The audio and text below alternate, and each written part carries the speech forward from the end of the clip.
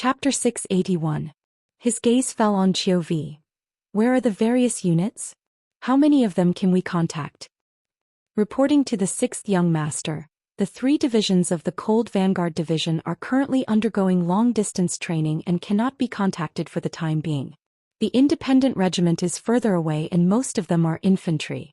According to the location they reported earlier, they should be about 30 miles away from us. The 1st and 2nd Cavalry Regiments have already sent people to inform them. They are even further away from us, more than 100 miles away. I'm afraid that they will have to wait until dawn to arrive when they receive the news. Now, only the Nuzan Cavalry Regiment and the Logistics Battalion are at the base camp. They will arrive in half an hour. Qiuvi's body was covered in a layer of cold sweat as he reported. He wouldn't have known if he didn't say anything. After he finished, he realized that the young master's forces were actually so weak. The only force that could really come immediately was the Nuzan Cavalry Regiment. Of course, in his eyes, the Logistics Battalion did not have the slightest bit of combat power. Beta Persei also heard it clearly from the side. He also felt that the situation was a little serious. He took the initiative to say, "Young Master, the Logistics Battalion can also go to the battlefield. No matter what, they have the strength of 1,000 people. Say no more." Yang Chendong waved his hand. Not only would he not let the Logistics Battalion go to the battlefield, he would not even return to the base camp. He did not know what the outcome of this battle would be. Once their main camp was destroyed, the army would have a hard time moving through the grasslands without rations. He could not take the risk. Yang Chendong looked at Qiuvi and asked, "Is there any terrain nearby that is suitable for the cavalry to fight?" Qiuvi did not understand what Yang Chendong meant, but since it was the young master who asked, he thought about it carefully and said, "There is a short stone pile about 5 miles away from here. It is densely covered in gravel and is not suitable for a large group of cavalry to fight." 5 miles. Yang Chendong only thought for a short while before the location of the short rocks in the sand table appeared in his mind. He immediately nodded. "Okay, let's choose the battlefield there." At the same time, he sent out all the scouts on hand and asked them to contact the main forces, telling them to quickly approach the pile of short rocks and look for opportunities to fight. Also, inform Commander Yi La to bring the Nuzan Cavalry Division to reinforce us. In a very short period of time, Yang Chendong was ready to fight. However, as soon as he finished speaking, Beta Persei said anxiously, "Young Master, the Nuzan Cavalry is not a direct army. If the situation is unclear, I'm afraid they will. They'll betray us, won't they?" Yang Chendong finished for Beta Persei. Then he sneered and said, "I believe that Yi La is not a short-sighted person. If he is, then sooner or later he will rebel. Isn't it the best of both worlds to use this opportunity to test him? Okay, it's decided. Captain Qiu, you can go and pass down the order." Yang Chendong wouldn't tell anyone that he had the secret of the warehouse. If Yella really wanted to go against him and threaten him together with Lumek, then he wouldn't mind taking out some weapons from the warehouse that would give them a scare. For example, he could casually drive out an armored tank. That was a good thing that could even block bullets. What could those bows and arrows do? At that time he would kill in all directions. He would turn the pile of short rocks into a pile of bones and a pile of blood. He sighed in his heart. "Yila, you better not disappoint me. Otherwise, because of you, I'm afraid that no Nuzan will appear in this world in the future." Yang Chendong pursued the goal of achieving it by hook or by crook. He could give others a chance, but there was only one chance. If you couldn't seize it, then sorry, the next thing would be the power of thunder that would destroy the world. Qiuvi had followed Yang Chendong for a long time. Naturally, he could see the determination of the 6th Young Master. After saluting, he turned around and left. On the other side, Princess Tuoya also walked over at this time. "What's wrong? Did Lumek come again? Why don't you go northeast? I'm sure that Bao Yin has already told her father about me. There should be people coming to receive us." At that time, no matter how bold Rumak is, he won't dare to act rashly. Tuoya was truly kind. Yang Chendong could feel it. However, as a man, how could he live under the protection of a woman? Besides, war was the reason he came to this place in the first place. Sometimes, as the war continued, there would be fewer and fewer people. When those who were unconvinced became corpses and those who were convinced were still alive, then it would be time to unify this place. Yang Chendong, who wouldn't back down and had no reason to do so, naturally rejected Tuoya's kind intentions. In return, he didn't let her leave this time. Instead, he said in an inviting tone, "Rumak is indeed coming. This time he brought 5,000 cavalrymen with him. Why don't you come with me? It will be safer that way." Since the enemy cavalry was coming, they would definitely send out light cavalry scouts. Once they found out that Tuoya was alone, there was no telling what would happen. As a man, he naturally had the responsibility to protect a woman. Not to mention she wanted to help him out of kindness. Me. Tuoya pointed at herself and said in disbelief, "You allow me to follow you?" "Yes, for your safety. It should be now. Rumak's cavalry scouts should have surrounded us. It is too dangerous for you to leave now." Yang Chendong said seriously, trying to be as emotionless as possible. However, when Tuoya heard this, she was still touched. "See, he is still worried about me." Although she couldn't say that she liked Yang Chendong, she didn't know why, but at this moment her heart was filled with joy. Things were just as Yang Chendong expected. Rumak's cavalry scouts had indeed locked onto the stream. When the first and second squad walked towards the pile of short rocks, they followed from a distance. These scouts didn't have any intention of attacking.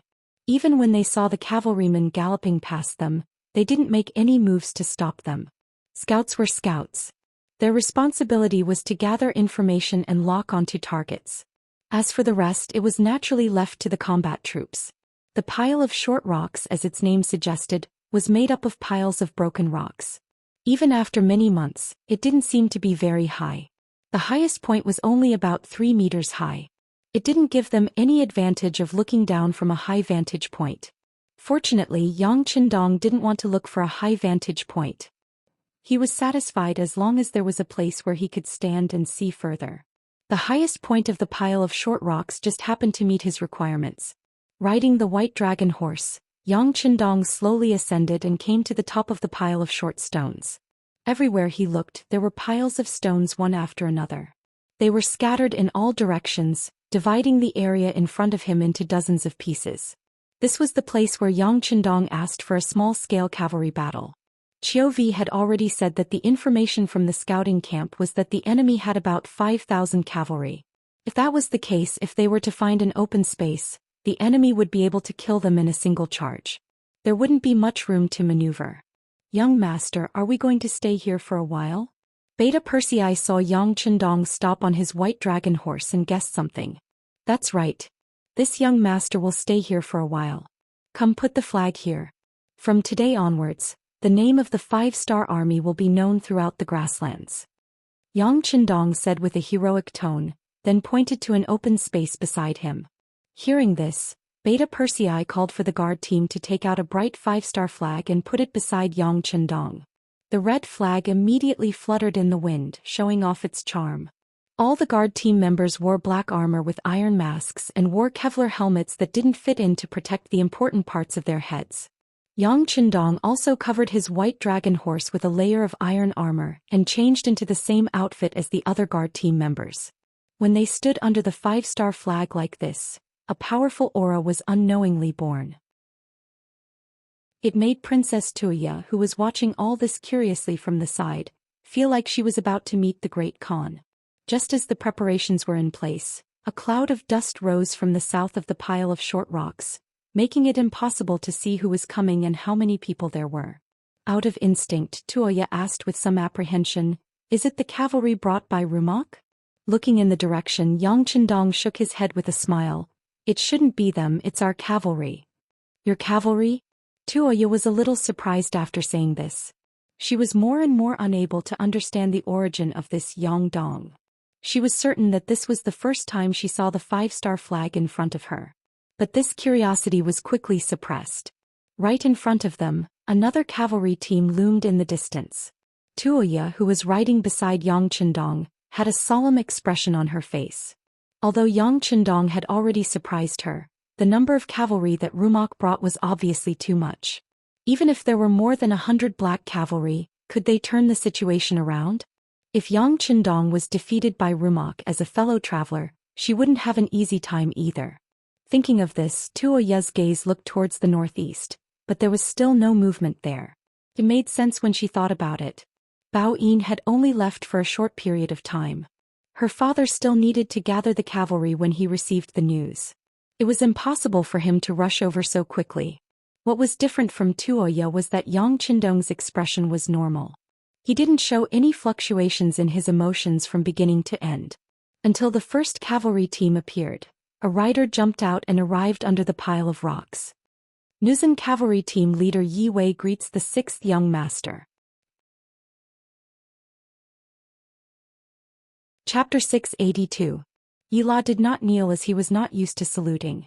Instead he placed his right hand in front of his chest and made a salute similar to the Mongols. Yi La, you only have 3,000 men. This time your opponent has 5,000 cavalry. Do you have the confidence to fight? Do you have the confidence to win?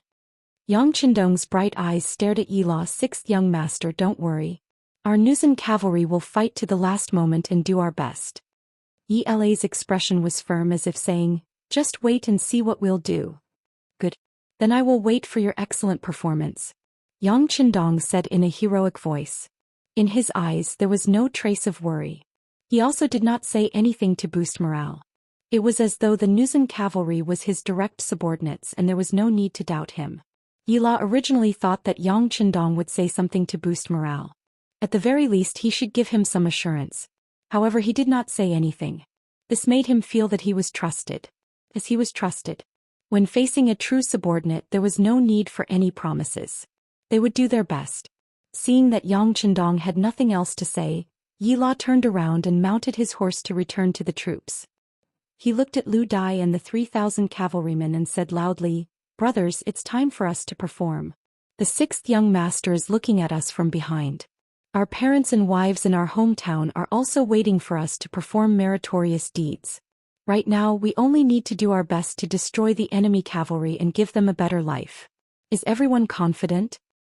Kill the enemy and perform meritorious deeds. Kill the enemy and perform meritorious deeds. The 3,000 Nuzan cavalry below all shouted excitedly. Very good. Divide the cavalry according to the plan. Spread out according to the different terrains. Use the Nuzan's unique guerrilla tactics and a 3-to-3 attack formation. Yi La, who had shouted, announced the battle order coolly. Yi La was very confident in these elite Nuzan cavalry. As long as they performed well, what was there to be afraid of even if there were more than 5,000 cavalry?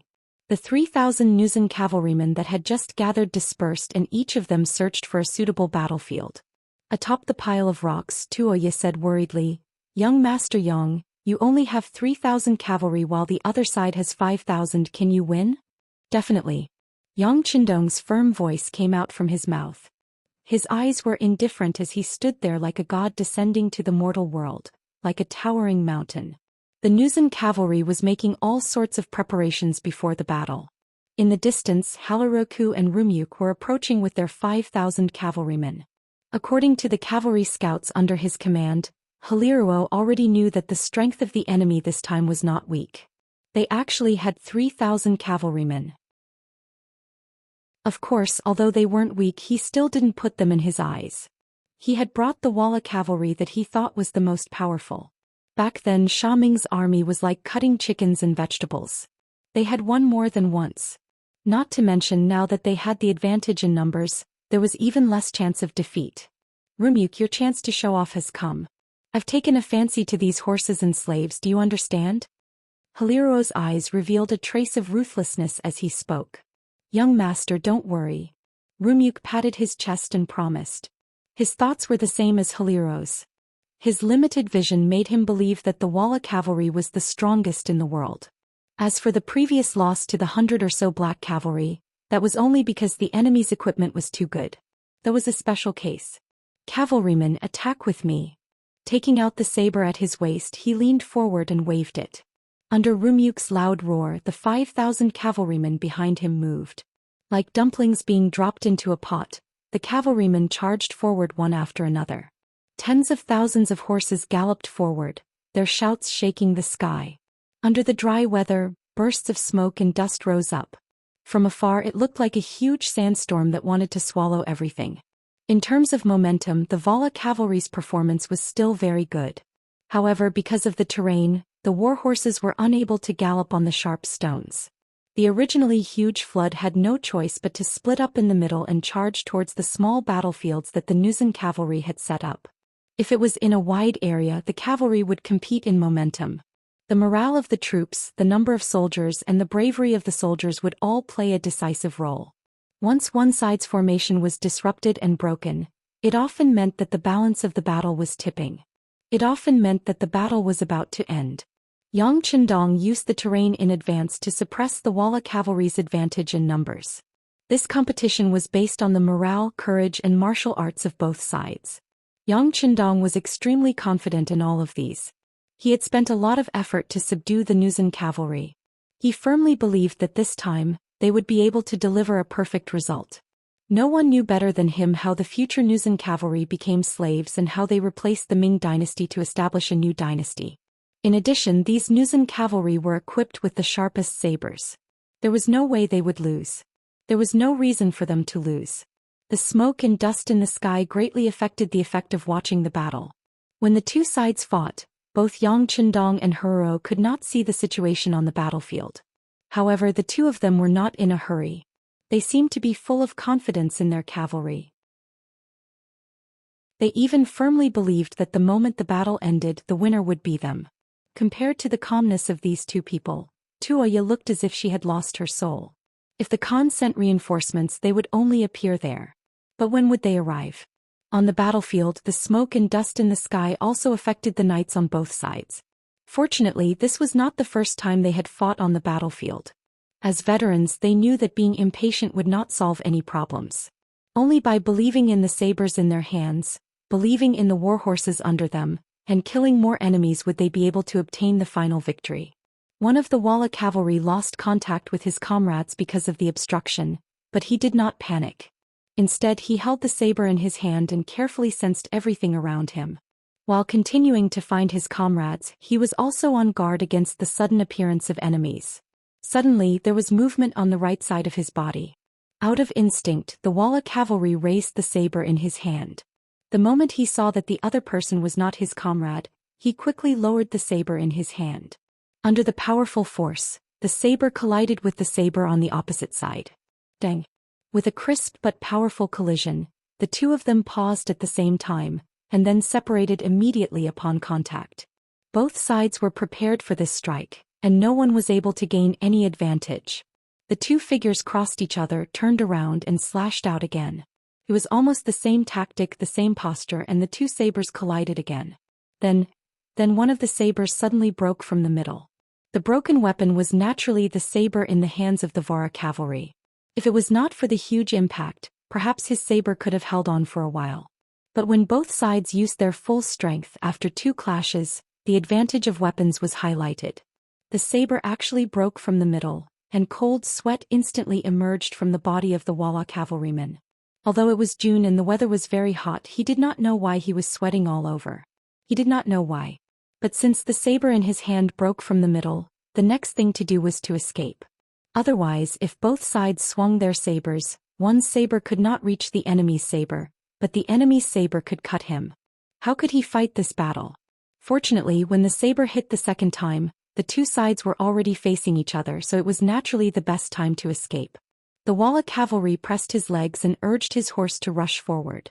He did not dare to turn back and fight the Nuzan cavalry head-on.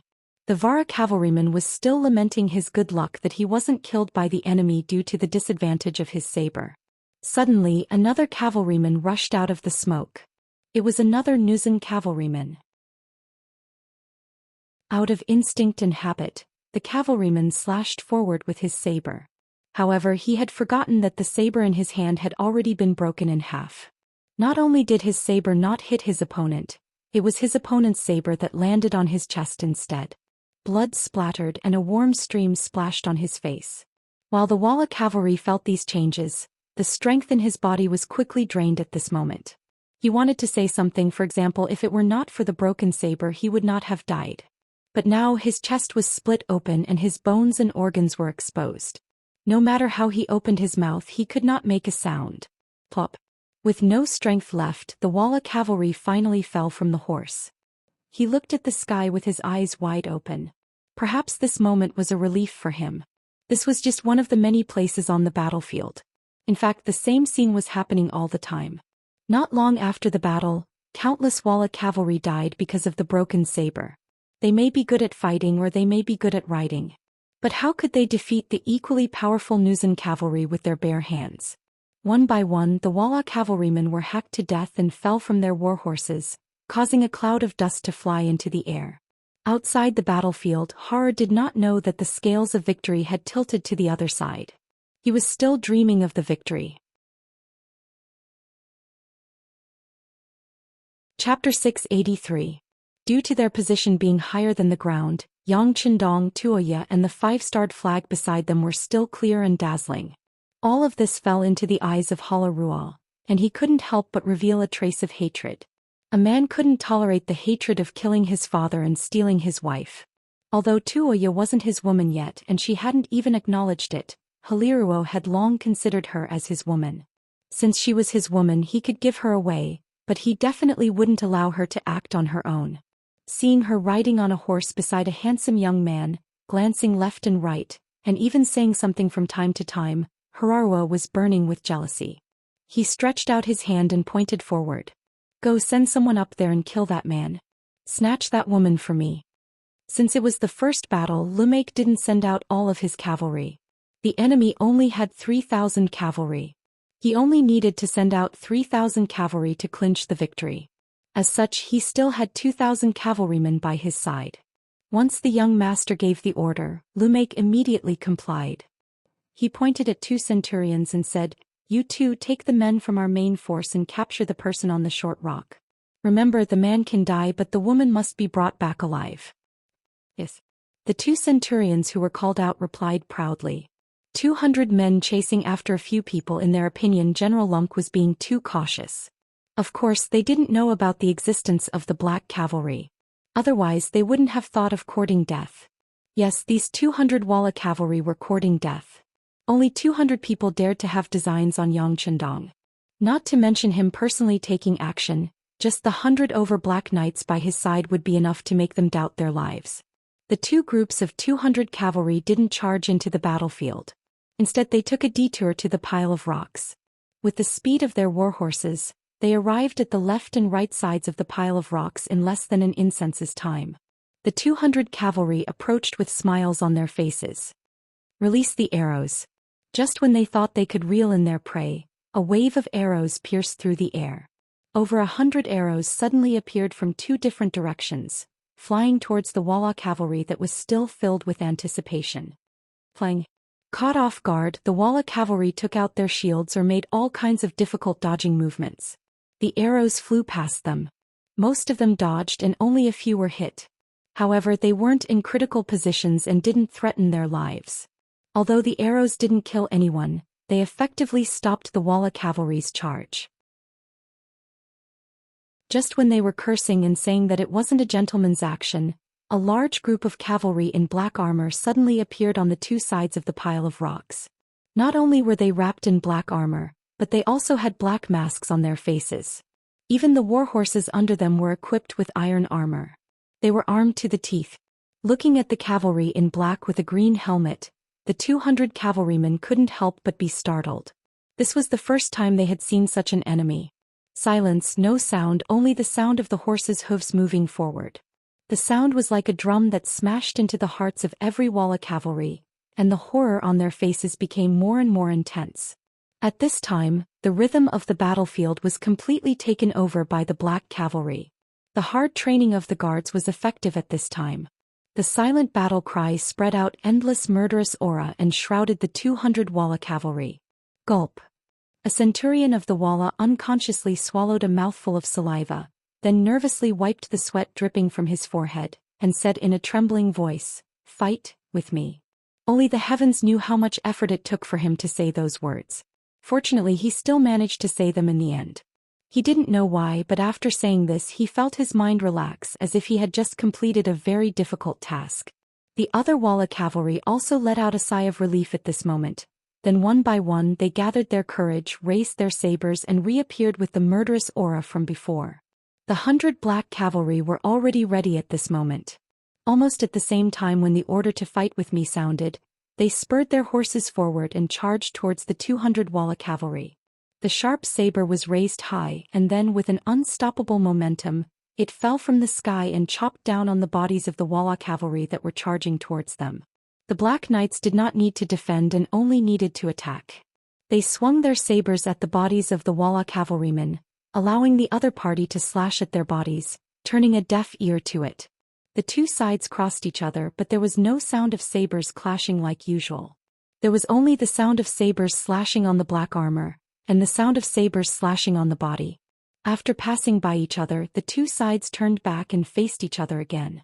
In the process, one by one the Walla cavalry fell from their horses.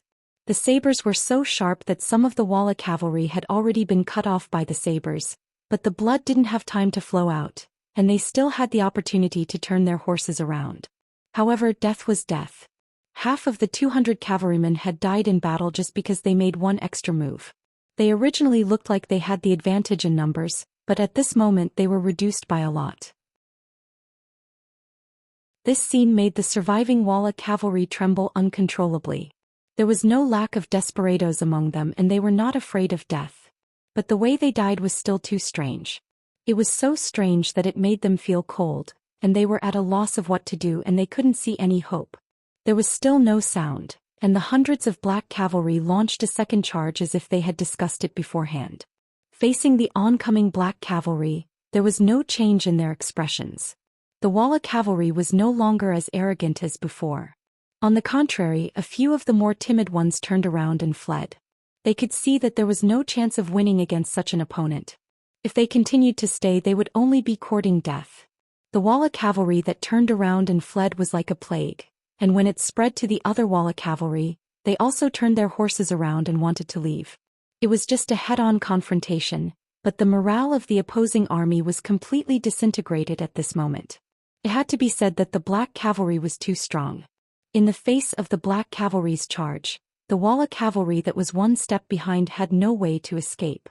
Those that were too slow were caught up and killed, and those that were too fast were shot through by the black cavalry's arrows.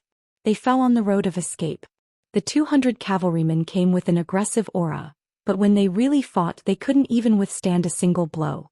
They didn't even last for half an incense stick's worth of time before they were completely annihilated. In the distance, Hilaruo and Rumyuk, who were watching this scene closely, had their eyes wide open. The short rock pile was slightly higher than the ground, and everything that happened there was clearly reflected in everyone's eyes. It was only then that everyone was shocked. What is that? When did such a powerful cavalry appear in the grasslands? After a while, Hilaruo digested what he saw. His gaze fell on Rumyuk and his questioning gaze was very obvious. I don't know. Rumyuk shook his head. They are the black cavalry I mentioned before. It seems that if we want to deal with them we won't be able to outnumber them. Compared to the others, Rumyuk wasn't the most surprised. He had already seen the enemy's strength.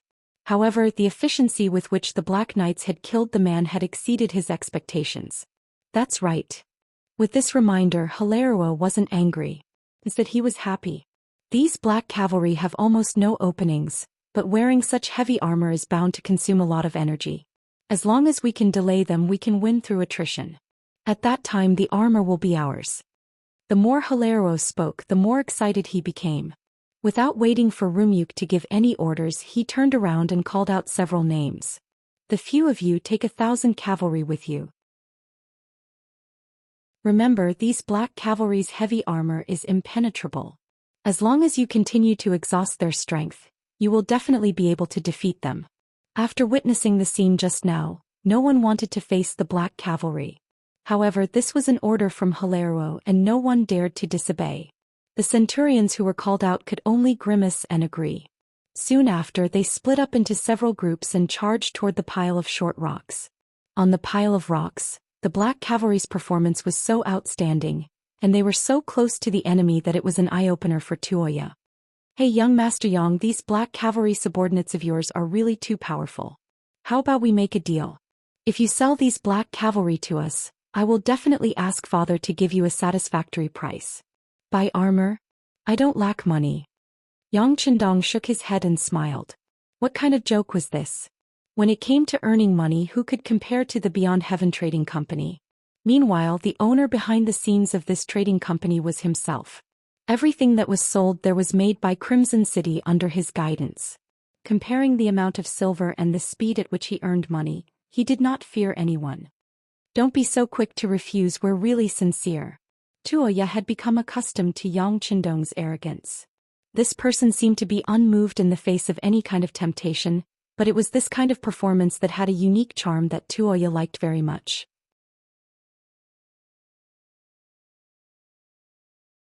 Chapter 684. Let's talk about it later. Yang Qindong didn't want to argue with Tuoya on this issue, so he tried to stall for time. Then he looked at the main battlefield. Although he couldn't see the situation clearly due to the dust, he had confidence in the Nuzan cavalry. When he thought of the phrase, Nuzan are invincible with a full sword, he was full of confidence. Although the 1,000 Walla cavalry were unwilling, they had no choice but to come to the pile of rocks. When they faced the black cavalry at such a close distance, an indescribable murderous aura surged towards them, causing the Walla cavalry to involuntarily stop in their tracks. Everyone attack together. Don't fight them head-on. Use guerrilla tactics to exhaust their stamina. The centurion in the lead instructed his subordinates. Then he carefully rode his horse forward and formed an encirclement around the black cavalry guards. The cavalry maintained a certain distance between each other. This way, if they encountered any danger, they could quickly turn around and leave. The encirclement was formed, but every time the guards moved forward, the enemy in front of them would retreat. They simply did not want to fight them head-on. The tactic of stalling was perfectly demonstrated by the Vola cavalry. When they were forging the black armor and warhorse chainmail, Wu Hua had said that although they had raised the quality of the armor to the highest level, armor was still armor and still had some weight. When two armies fought, it might not be obvious in a short period of time. However, if the battle dragged on, the problem would naturally be exposed. Wu Hua only had the ability to forge armor. He didn't have any way to deal with the problems and things that might happen on the battlefield. Regarding this, Yang Qindong didn't insist.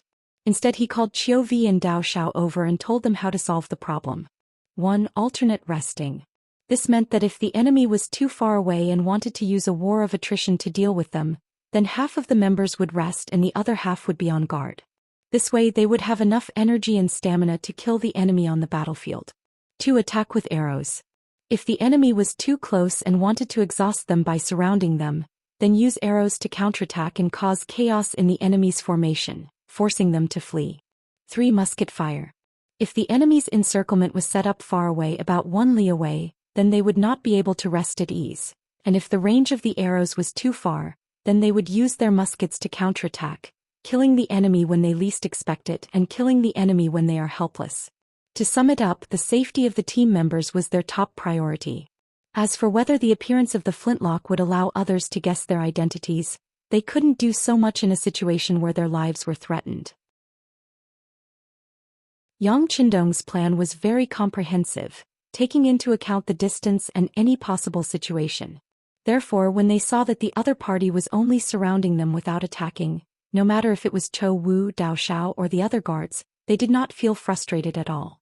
Instead, they followed the plan and took out their bows and arrows, launching a fierce counterattack.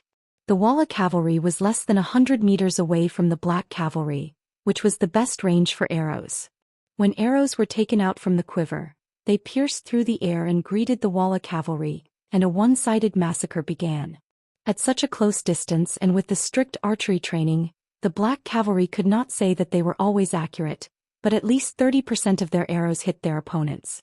This was because the Walla cavalry only needed to dodge and did not need to think about attacking. Otherwise, this accuracy would have been even higher. As for the Walla cavalry, when faced with the arrows of the Black Knights at close range, there would always be someone who would be hit by the arrows one after another.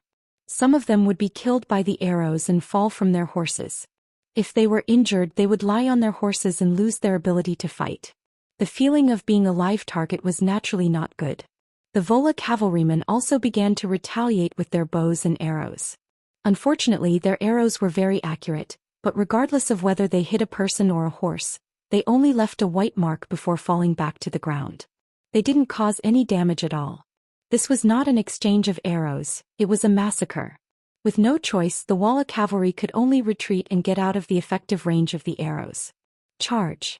Captain Qiu Vi of the Black Cavalry seized this opportunity.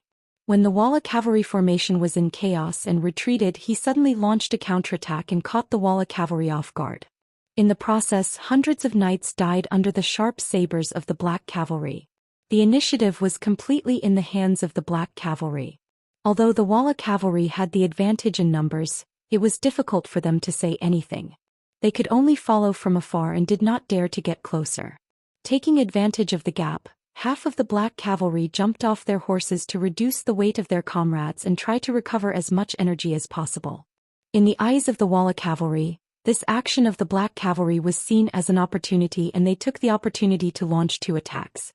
However, because the distance was too far, the Black Cavalry had enough time to jump on their horses and get into a defensive position.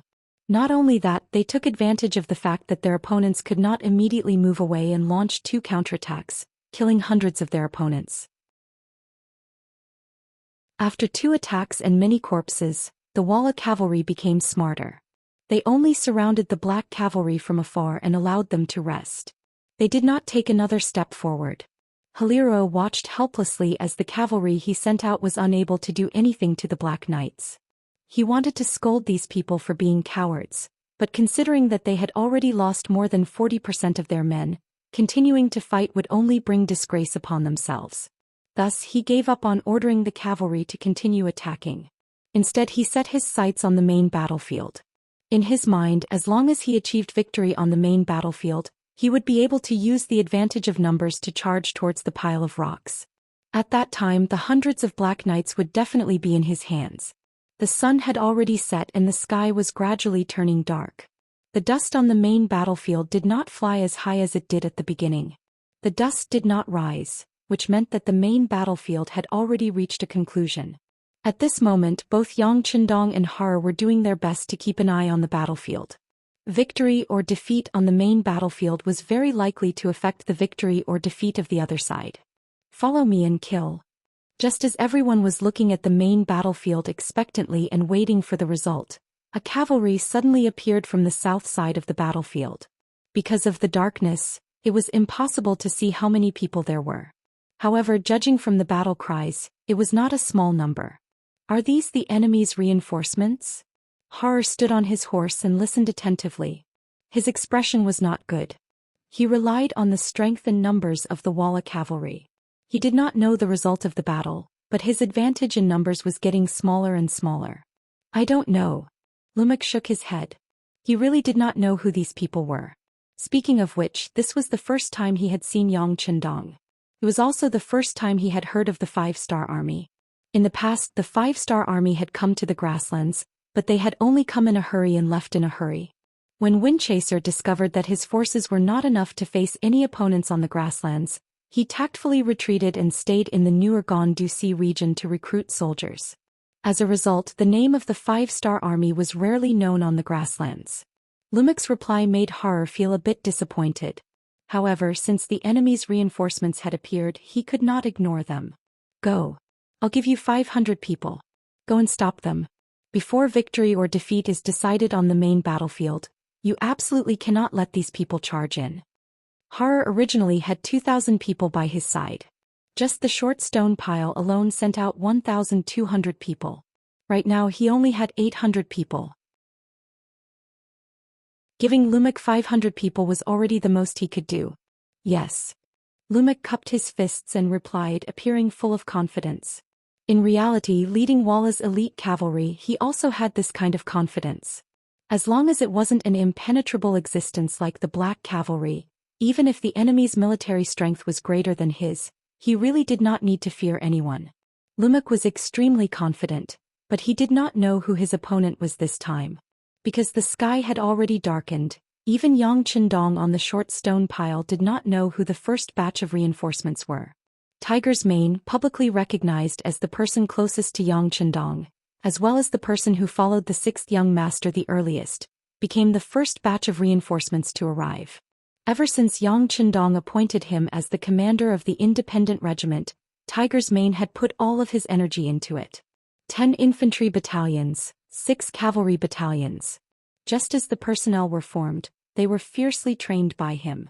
The soldiers of the independent battalion were made up of 6 auxiliary battalions and 4,000 Ming soldiers, And these 4,000 Ming soldiers were all captives. Wanting to lead such an army and have enough fighting strength was not an easy thing to do. Even if it was handed over to the 3rd Division Commander Wu Xing and Political Commissar Chen Bo, it would take a period of time to form a fighting force. But the same thing happened to Tiger's Mane.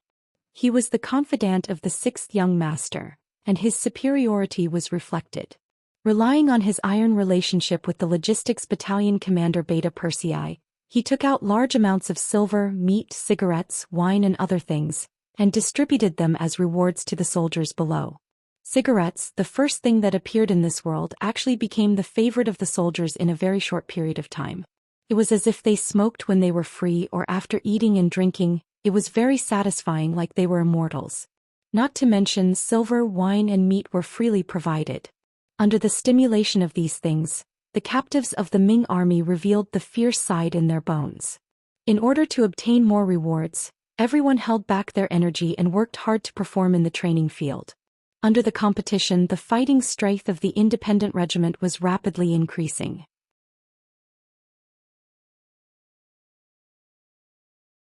Chapter 685. Tiger's Mane was overjoyed when he saw the changes in his army. He was waiting for the battle to start so that he could show off to his brothers and the 6th young master that he was also a talented soldier. Just as he was thinking about when the battle would start, a scout reported that the 6th young master was about to fight with a group of 5,000 Walla cavalry at the Stony region. On his side, there were only 3,000 cavalrymen from the Nuzan cavalry division. When Tiger's Mane heard the news, he was both excited and nervous. He was excited because his chance to show off had come. He was also nervous because he was worried about the loyalty of the Nuzan cavalry division. If they were to change sides on the battlefield, the young master only had 2 guards with him. That was only 100 people. How could he protect him? Worried about the 6th young master's safety, Tiger's Mane immediately ordered the 6 cavalry divisions to follow him to protect the 6th young master. As for the 10 infantry divisions, they immediately ran forward. Before they left, Tiger's Mane didn't forget to provoke his soldiers. Listen up, you will never fail when you follow the 6th young master in battle. This time the enemy has 5,000 cavalrymen. If you do well, you can turn from infantry to cavalry. Of course, in a battle like this we can't care so much. No one knows if we will be able to get that many horses. For the sake of fairness, we can only rely on first come first serve. Those who arrive first will get a horse. Those who arrive later will get nothing. Go. Charge. After everyone understood Tiger Edge's meaning, the 10 battalions began a mad race. It was as if they were afraid that they wouldn't be able to get a warhorse if they were late. Everyone ran with big strides as if they were afraid that they wouldn't be able to get a warhorse. As for Tiger's Mane, he had already led the 6 cavalry battalions and was the first to arrive on the battlefield. Once they entered the battlefield, the sky was getting dark. Tiger's Mane didn't have time to analyze the situation. But from the looks of it, the young master's safety should be guaranteed. Since that was the case, he would kill the enemy first. The more enemies he killed, the more his side would gain victory. Coincidentally, Tiger's Mane was still thinking about how to find an opponent when Lumak appeared with 500 Walla cavalry. The uniforms of the 2 sides were completely different. With just a glance, Tiger's Mane could determine that the other party was an enemy. In addition, Lumak was charging towards him with his saber. It was clear whether he was a friend or a foe. Come on, let's kill together. Kill one and you get 10 cigarettes, half a caddy of wine, 10 taels of silver and half a caddy of fatty meat. Kill. With a loud shout, Tiger's Mane announced the bets one by one. Then he leaped into the air and charged at Lumak. With great rewards there will be brave men. Under the stimulation of such material rewards, the 6 cavalry battalion's eyes turned red. They all rushed forward, giving the impression that if they were late by 1 step, there would be no one to kill and they wouldn't be able to get anything good.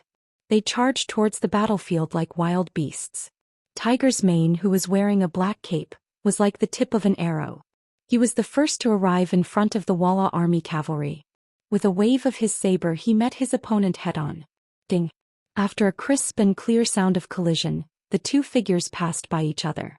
The Walla cavalry's warhorse swayed. It was obvious that they were knocked back by the force of the collision. Feeling the pain from his arm, the Walla cavalry soldier's eyes flashed with extreme shock. This person was Lumak. He had also taken the lead and wanted to win with one strike. He never thought that the strength he was so proud of would be at a disadvantage in the first clash. Who is that person? The thought only appeared in his mind. Before he could analyze it, more cavalry soldiers appeared in front of him. They were the independent cavalry soldiers that followed Tiger's Mane. When they saw Lumuk appear in front of them, they all rushed to kill him. They ignored the general's armor on Lumuk. At this moment, this person was meat on their plate. They only thought about how to eat him. Ding ding dang dang. In a short period of time, Lumuk continuously exchanged blows with more than 10 independent cavalry soldiers. The saber in his hand finally broke into two. Even though he was a general and the quality of his saber was not bad, under continuous collisions and in front of an even sharper saber, it was not easy to hold on for so long. When the saber broke, a layer of cold sweat appeared on Lumuk's head. The doubts in his heart grew. Who are these people? Why were their morale so high? They were all attacking fiercely without any regard for their lives. Why were the sabers in their hands so hard? It was fine if it was just one person, but it seemed like everyone was holding a saber of the same strength. What kind of opponent was this?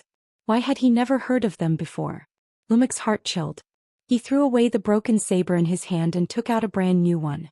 He turned around and attacked. He was indeed afraid of being killed. When he turned around, he wanted to retreat with his brothers and then inform Haruo of the news. There was no way to win this battle. After turning around, Lumuk relied on his good martial arts and skillful horse-riding skills to dodge the attacks of the independent cavalry soldiers again and again. But the more he did this, the more frightened he was. This was because he realized that from the time he turned around until now, he did not see a single one of his subordinates. Could it be that they were all killed?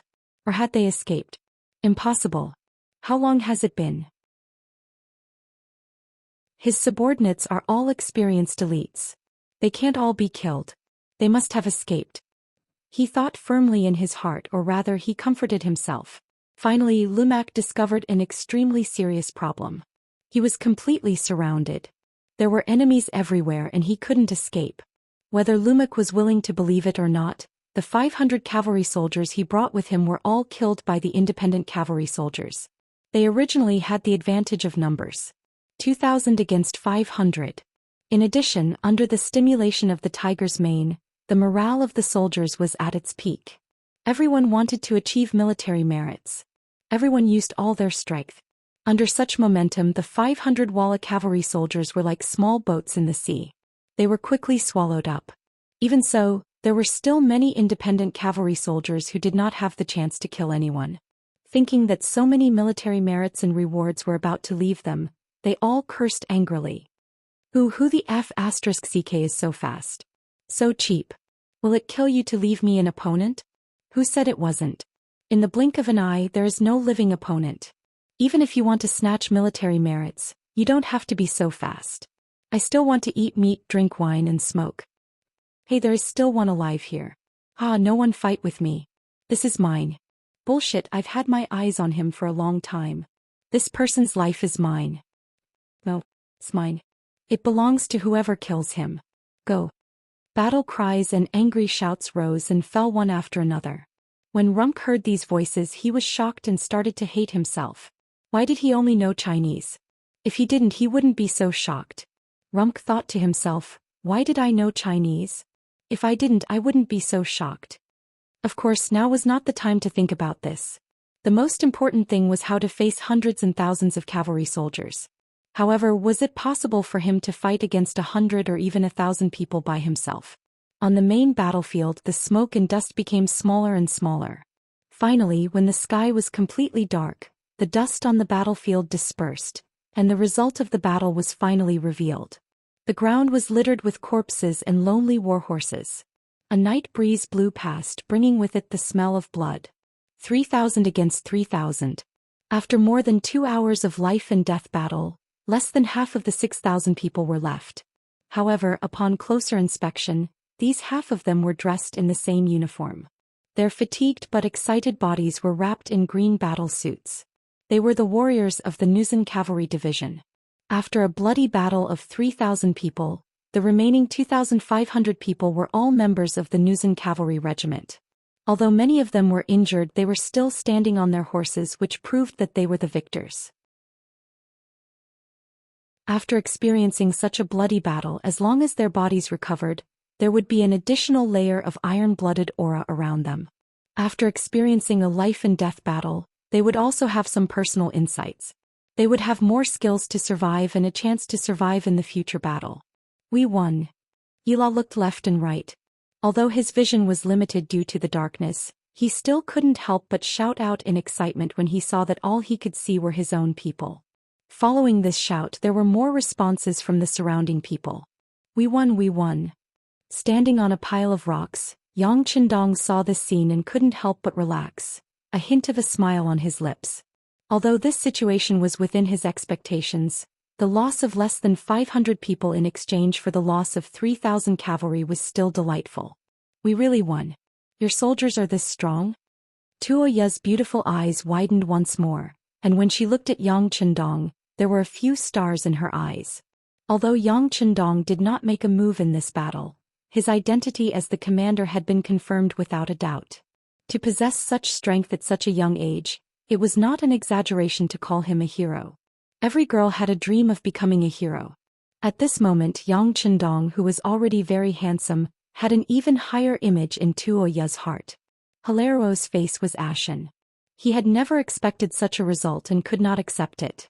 The Vala cavalry had always been synonymous with the elite cavalry in the past few years. When facing the great Ming and Tatar cavalry, they were not afraid, so how could they be defeated today?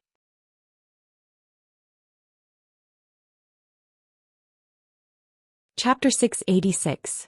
Young Master, General Lumek's army has been completely annihilated, and the general has also died in battle. We should withdraw. A guard rode up to Hilario and spoke in an urgent voice. He didn't directly say that they had lost and only said to withdraw.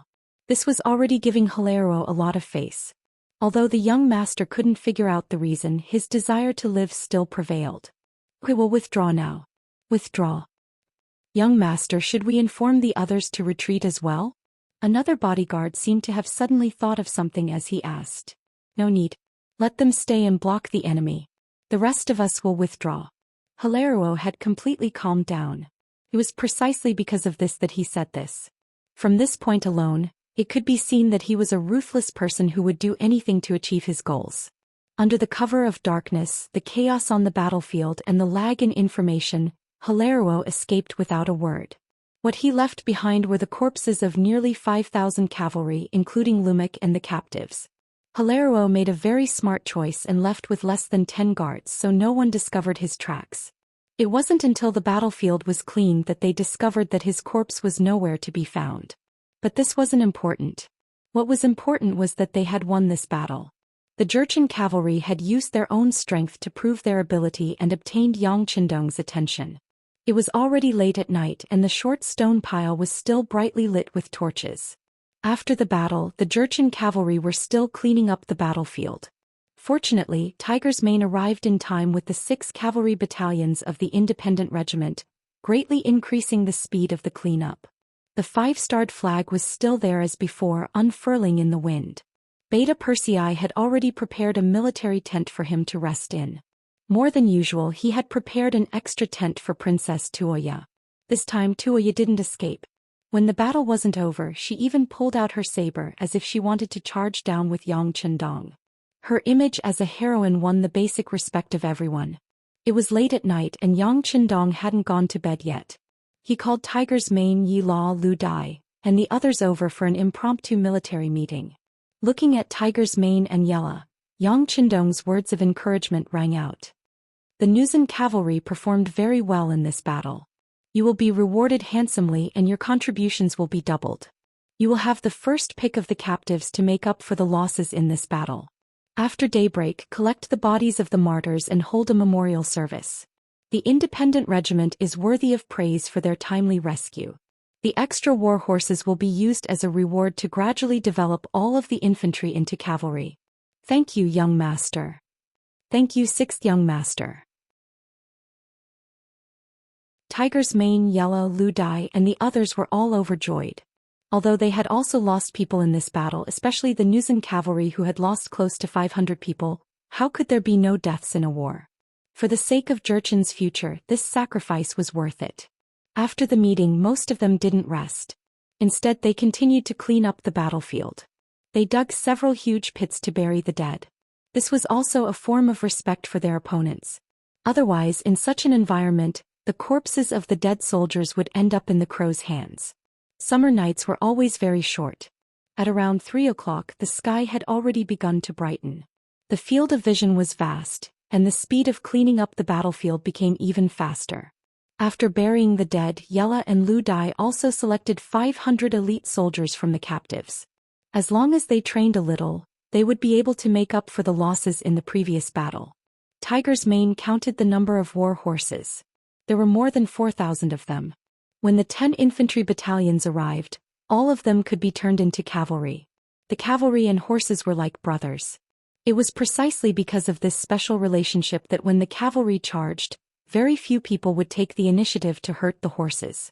Unless they couldn't fight, otherwise, no one would deliberately hurt the horses.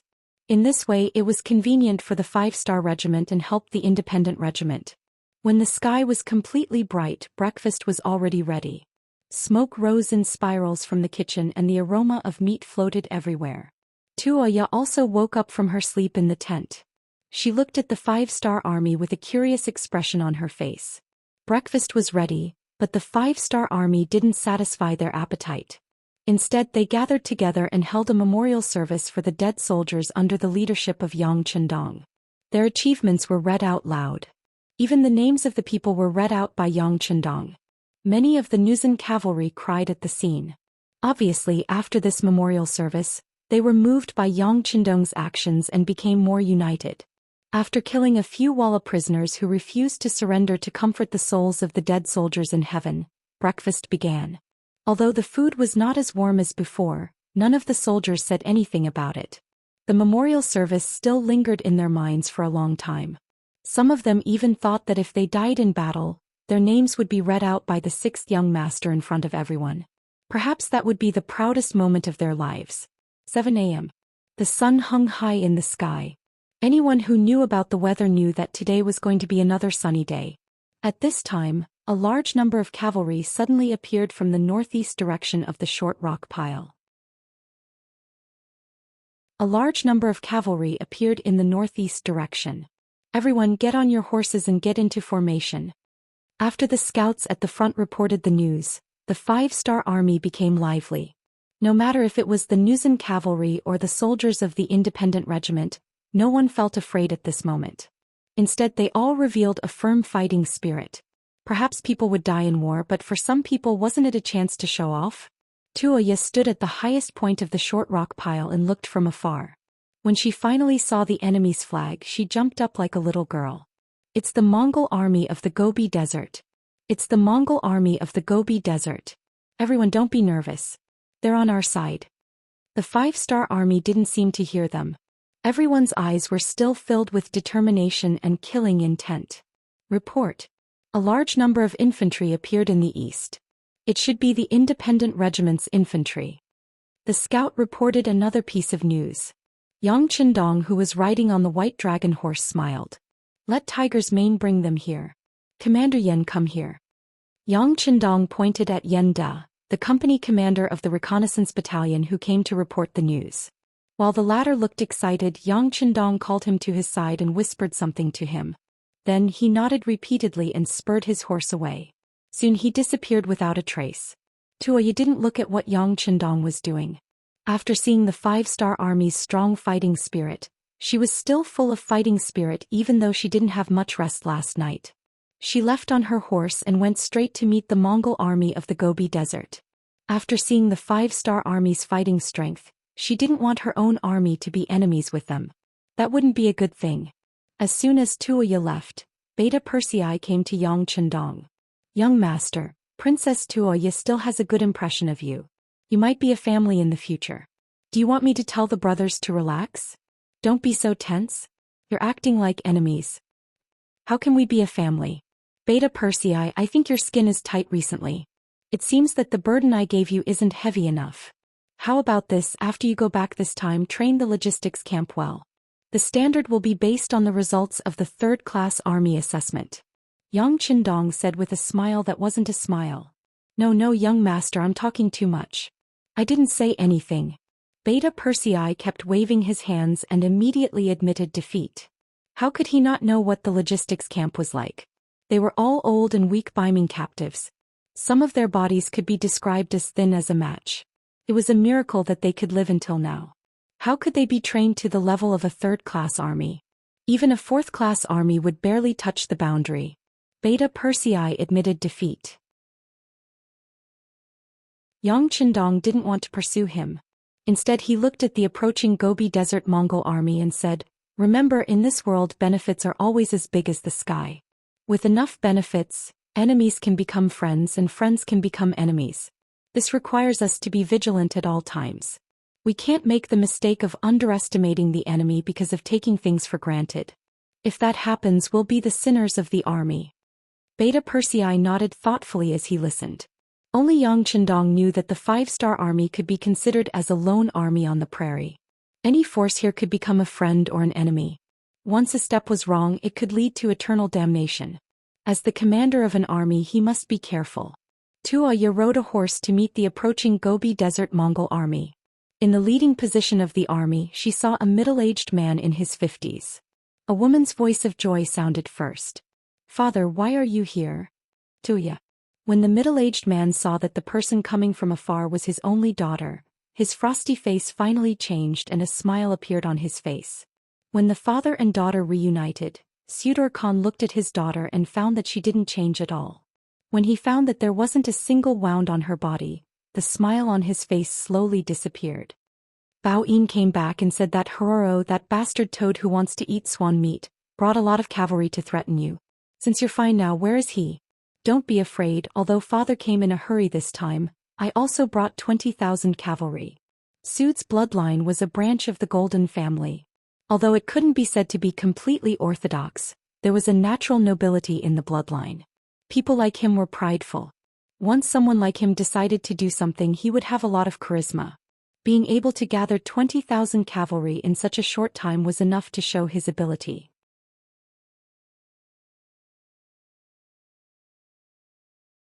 Chapter 687. Tuoya was very touched that her father had brought 20,000 cavalrymen to save her. But when it came to Haraluo, she still said proudly, "Haraluo? He has already been defeated and fled." Ran away. Suade's expression froze. How many cavalrymen did he bring with him? And who was it that chased them away? Facing her father, Tuoya naturally wouldn't hide anything. She told him everything she had heard and seen. After she finished talking about Hilaro's defeat and Lumik's decapitation, she continued to chatter. "Father, this five-star army is very interesting. They even held a memorial service for the dead. They recited the names of all the dead soldiers. You don't know this, but many of the warriors who were still alive were moved to tears." Suade wasn't interested in this memorial service. In his opinion, they had held such a service before. Wasn't it just inviting people to cross the dead? What he was curious about was where this five-star army came from and why they were so strong. Why hadn't he heard of them before? Of course, the memorial service wasn't an ordinary one. Tuoya didn't know about this, so she didn't explain. As for the five-star army's strength, it was already proven. There was no need to explain. "Tuoya, have you figured out the origin of this five-star army?" Suade was more curious about where this cavalryman who defeated Haraluo belonged to. Were they on good terms with the Mongols? Well, what about Tatar or Great Ming? I don't know. Tuoya was suddenly interrupted by her father. She looked a little unhappy. However, this was her father who she had always treated with dignity and respect since she was young. She could only think about it in her heart, but she didn't dare to show it. Suade had expected Tuoya to say she didn't know, so he didn't pursue the matter. Instead, he continued to ask, "You said they fought for an entire night and didn't rest? Then they should be very tired, right?" Previously, Bao Yin reported that the enemy cavalry had a type of armor that was not afraid of ordinary swords and spears. That is definitely something good. Do you think that if we attack now, these things will fall into the hands of our Mongol army? Suda's tone changed and he looked like he was about to snatch it. When Tuoya heard this, her eyes couldn't help but widen. "Father, that kind of black armor is very powerful. Even when I wanted to buy it before, they didn't have any intention of selling it. Because that thing is too powerful, even if we want to snatch it, it won't be easy. Besides, they just saved my daughter's life. Zhou Xian naturally didn't want the Mongol army and the five-star army to fight. Let's not talk about who wins and who loses first. When two tigers fight, one of them is bound to be injured. At that time, no matter who won or lost, it would not be the result she wanted to see. Zhou Yi's impatience had already shown on her face, and she seemed to want to dissuade him.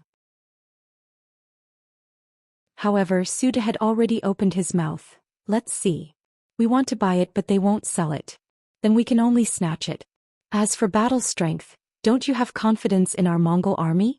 As for them saving you, it was just along the way. They were saving themselves. With just a few words, he made the five-star army look like they had nothing to do. It also revealed his determination to fight. They had just wiped out Heruro's 5,000 cavalry and seized Jingfeng. They had just gone through a huge battle and were exhausted. If they didn't attack now, it would be difficult to find a suitable opportunity. Kamubala secretly passed down the order.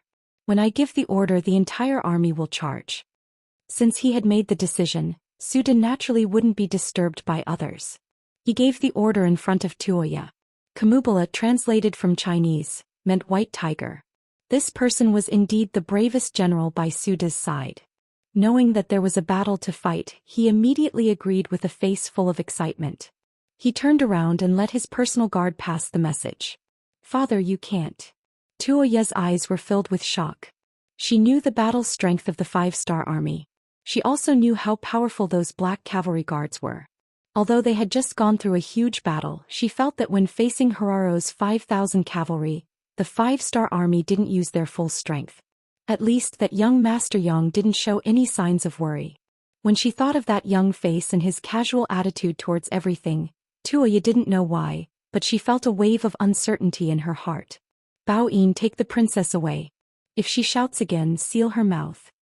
Suda seemed to know that Zhou Xian would stop him and was already prepared. After giving the order, Bao Yin walked out from the troops and looked at Zhou Xian with a troubled expression. Princess, I'm sorry. After saying that, two cavalrymen walked in front of Zhou Xian and forcefully brought her to the back of the troops. Without any obstruction, Suda rode on his horse and led the 20,000 cavalrymen forward. In order to avoid alerting the enemy, he didn't speed up. On the surface, everything seemed normal. Zhou Xian had already said that there were less than 10,000 soldiers in the five-star army. Among them, there were 4,000 infantrymen. In front of his 20,000 cavalrymen, this kind of strength was indeed not enough. On top of a pile of rocks, Yang Qindong gently put down his binoculars and a look of contempt flashed across his face. Inform everyone to prepare for battle. This time, Beta Persei didn't object. He also used his binoculars to see the scene of Zhou Xian being forcefully taken away. Because of this, he also knew that everything was as the young master had predicted. This Mongol army that came from afar was not a friend but an enemy. After the order was given and knowing that there was going to be a huge battle, whether it was the Nuzan cavalry or Tiger's Mane's independent regiment, they all became excited. However, although the latter was excited when he saw the 10 auxiliary troops that had just arrived, he couldn't help but scratch his head. Although they had war horses now, they didn't have time to adapt. If the cavalrymen and war horses didn't get used to each other and there wasn't enough communication, forcefully entering the battlefield was no different from courting death. They simply couldn't display their original strength. Don't distribute the horses anymore. Everyone, prepare the infantry formation and prepare to meet the enemy.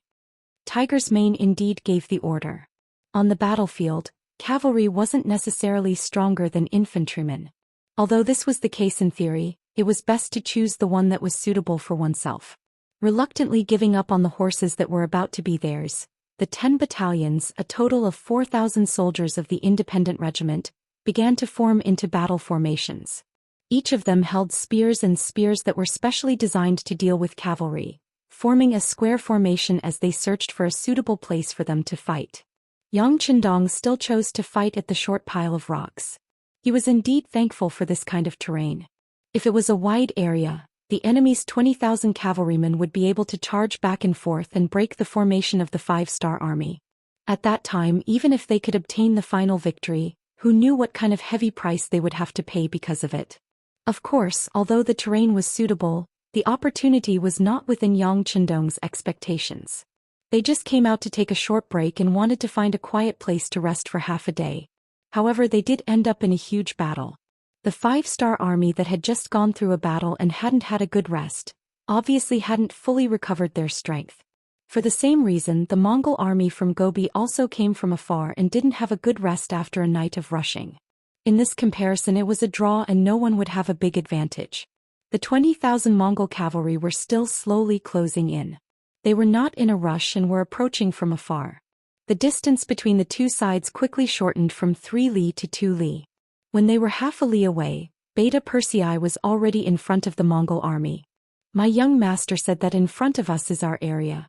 Please stop here, otherwise it will hurt the peace between both sides.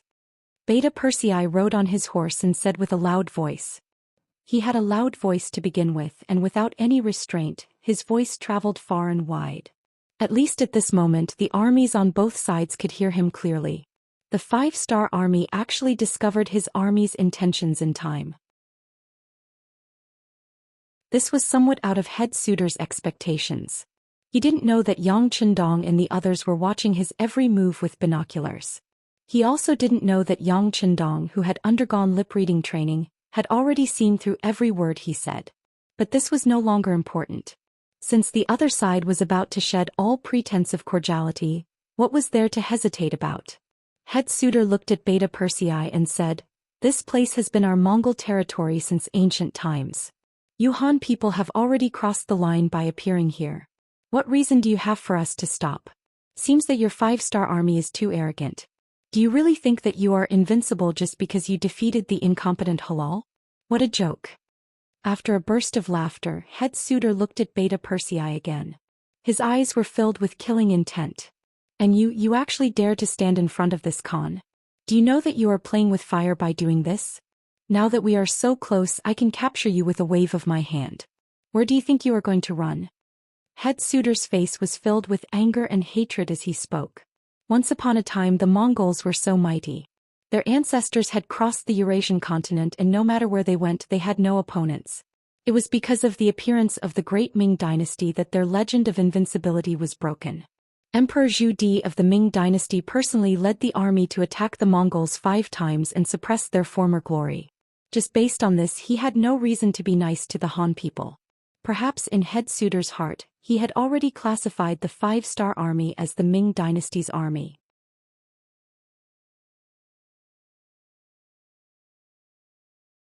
Chapter 688. You want to capture me? Beta Persei had a look of disdain in the face of the arrogant suitor. How about it? Do you still dare to resist? Suitor's face darkened when he saw that a small messenger of the enemy dared to show off in front of him.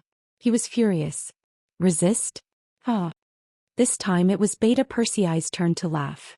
He didn't learn much from following Yang Chendong every day, but he did learn about 80% of his calmness and pretentiousness. The word resist is used by the weak against the strong. You're not the strong ones now, so the word resist is not appropriate. What I should say is, do you still resist? Believe it or not, we can bet that your people will never be able to get within 3 steps of me. Impudent. Suda had never been looked down upon like this before. Even someone of Agard Dorji's status would be polite to him. Even if he had a strong killing intent in his heart, he would not show any disrespect on his face. However, this foolish and boorish messenger had ignored him in front of so many people. Yes, he was stupid and crude. Otherwise, how could he be so blind and dare to threaten him at such a close distance? Although some people said that envoys were not killed in a war between 2 armies. But when one's strength reached a certain level, so what if one broke the rules? The rules were meant to be broken, weren't they? In a fit of rage, Suitor pointed his index finger at Beta Persei in front of him and said through gritted teeth, "Who's going to take him down for this, Khan?" As soon as Suitor shouted, a guard behind him immediately responded, "Khan, leave this small fry to me to deal with." To be able to stand behind Suitor, he was either a general or a guard. But no matter which type it was, they were all very agile and vigorous. As soon as he finished speaking, a rider rushed out from the group and shouted at Beta Persei to approach him step by step. 10 steps, 8 steps, 6 steps, and he was getting closer and closer. On the other hand, Tiger's Mane acted as if he didn't see anything. He stood there unhurriedly, allowing the other party to come closer as if he didn't hear anything. 5 steps. 3 steps. The big hand had already reached out and was about to touch Beta Persei's body when suddenly, the sound of a horn rang out. The person who was rushing over lost his balance and fell to the ground with a plop. The man landed on the horse, causing the warhorse to neigh. It seemed to be crying out for its master, but it also seemed to be summoning its master. It's a gun. Suda was indeed a Khan. He was experienced and knowledgeable. When the situation suddenly changed, he instinctively shouted and then quickly hid behind a few of his personal guards. When Huchong shouted, not only Suda Khan, even General Zamubala, who was known as the White Tiger, quickly hid behind a few of his personal guards and completely hid his body. Originally, they were aggressive and wanted to capture Beta Persei and punish him. But unexpectedly, the situation changed. The people they sent out died before they could even touch the corner of Beta Persei's clothes. This change shocked many of the Mongolian cavalry, especially the personal guards who were used as shields in front of them. Everyone's expression changed drastically. They were afraid that they would become the target in the next second and die on their horses. Ha! Beta Persei saw the Mongolian cavalry's reaction and he laughed mockingly. Where's the person who spoke to me just now? Did he hide in his turtle shell like a tortoise? As the Khan of the Mongolian desert, when had Suda ever been looked down upon like this? Beta Persei's shout was so loud that it was clearly a slap to his face. Even if he hid behind his personal guards, he still felt a burning pain on his face. On top of the short rocks, the black cavalry guards were standing with their spears. The shot just now was aimed at Yang Qindong's head and tail. At a distance of more than 700 meters, it was not easy to kill the enemy without hurting Beta Persei. 6th young master, why didn't you finish off that old Khan Suda just now? Qiu, the captain of the first guard, asked with a puzzled expression as he looked at the enemy with his gun. Not only him but the rest of the guards also listened attentively. They also did not understand the 6th young master's actions. However, Yang Qindong shook his head helplessly. Princess Tuya once said that her father, Khan Suda, has the bloodline of the Golden family. Once such a person is killed, it's equivalent to fighting the entire Mongolian army to the death. Right now we're not strong enough. If others don't provoke us, we don't need to kill them all. But if we kill this suitor, we'll become enemies with the entire Mongolian army. Even if it's for our dignity, we won't be able to live in peace with them anymore. If Yang Qindong's goal was like Zhu Di's, which was to conquer the grasslands for the next few decades of peace in the Ming dynasty, of course, he would have directly killed Suda just now. But his goal was much bigger than this. In order to resolve a momentary hatred, killing Suda would cut off the possibility of cooperation with the entire Mongolian army. Clearly, the gains did not make up for the losses. On this side, Yang Qindong was still explaining the overall situation to the guards. On Beta Persei's side, he was still cursing. He really did not care about the fact that Suda was a Khan. Where was Suda's face? Being constantly mocked and ridiculed, Suda's entire body was already trembling. He could not let the other party continue. Otherwise, his lifetime of wisdom would be destroyed in a day. It seemed that the other party already knew his intentions. Since that was the case, he would just have to force his way through. He did not believe that with his absolute advantage in numbers, he would not be able to destroy the other party. Beta Persei was still cursing, "You're the ones who are ungrateful. Previously, my young master risked countless dangers to save your princess, and now you want to start a war with us? Everyone says that you Mongolians are born righteous, but what are you doing now? Where's your gratitude? Where's your sense of shame? Do you still have any shame? Bah. Even if we saved a dog, it would still know to wag its tail at us to express its gratitude. When we need them, they can even guard the house. But the person who saved you, you want to hurt your benefactor? Where's your bottom line? What's the difference between you and an animal? No, you're worse than an animal. I'm so angry." Suda could not hold back anymore. Suddenly, he shouted and interrupted Beta Persei's voice. "Mongolian warriors, the other party used firearms just now. They are undoubtedly the Ming army. Thinking back, how many of our ancestors died in the hands of the Ming army? Now, the Ming dynasty is no longer the same as before. The Walla is fighting with them and has gained a certain advantage. They are no longer the world's strongest army. Now is the time for us to avenge our ancestors. Listen to my command, charge. Charge." General Zamubala also hid behind his bodyguard and shouted. When they were scolded by Beta Persei, many of the Mongolian soldiers lowered their heads and the morale of the entire army dropped by a lot. Now that Suitor's shout mentioned the hatred of their ancestors, everyone's common hatred for the enemy was stimulated from the bottom of their hearts. Just as the order to charge was given, the 20,000 cavalrymen shouted and suddenly charged forward like a flood of fierce beasts. Oh my God! Beta Persei was still scolding to his heart's content when the enemy suddenly moved. He shouted and turned his horse around to leave. 1 against 10,000, no matter how strong he was, it was impossible for him to win. Beta Persei turned around and ran, accompanied by bursts of gunfire. As the bullets whistled through the air, the Mongolian cavalrymen charging at the front were shot down one by one. This hindered the enemy's attack and gave Beta Persei a chance and time to escape. Suitor, who was hiding behind his bodyguard, felt that the cavalrymen were being suppressed and could not help but shout, "Everyone, don't be afraid. Firearms are single-use items. Every shot counts. Everyone charge together. They won't be able to hurt any of us. Charge, charge." Everyone split the gold, silver and horses in their hands. In order to raise morale, Suitor promised to split the spoils equally. As soon as he said this, the Mongolian cavalrymen who were still hesitating shouted and charged forward. In the face of enough benefits, even if there was danger, there were still people who would take the risk. On the pile of short rocks, Yang Qindong led the 2 bodyguards and kept firing bullets. One after another, the Mongolian cavalrymen fell on the road ahead. However, the cavalrymen were too fast. In the blink of an eye, they had rushed forward from the original distance of 1.5 miles. At that moment, their bows and arrows could already be fired. Yang Qindong and the bodyguards had no choice but to put on their masks to protect themselves. The arrows fell like rain. Compared to their fighting skills on horseback, the Mongolian cavalrymen who were known to have grown up on horseback performed very well.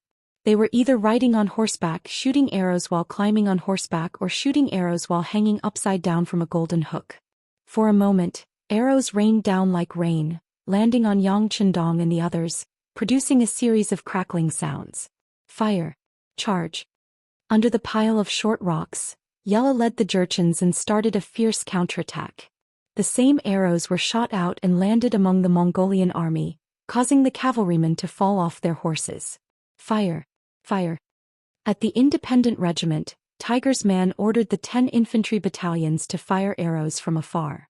At the same time, he led 6 cavalry battalions into the designated area.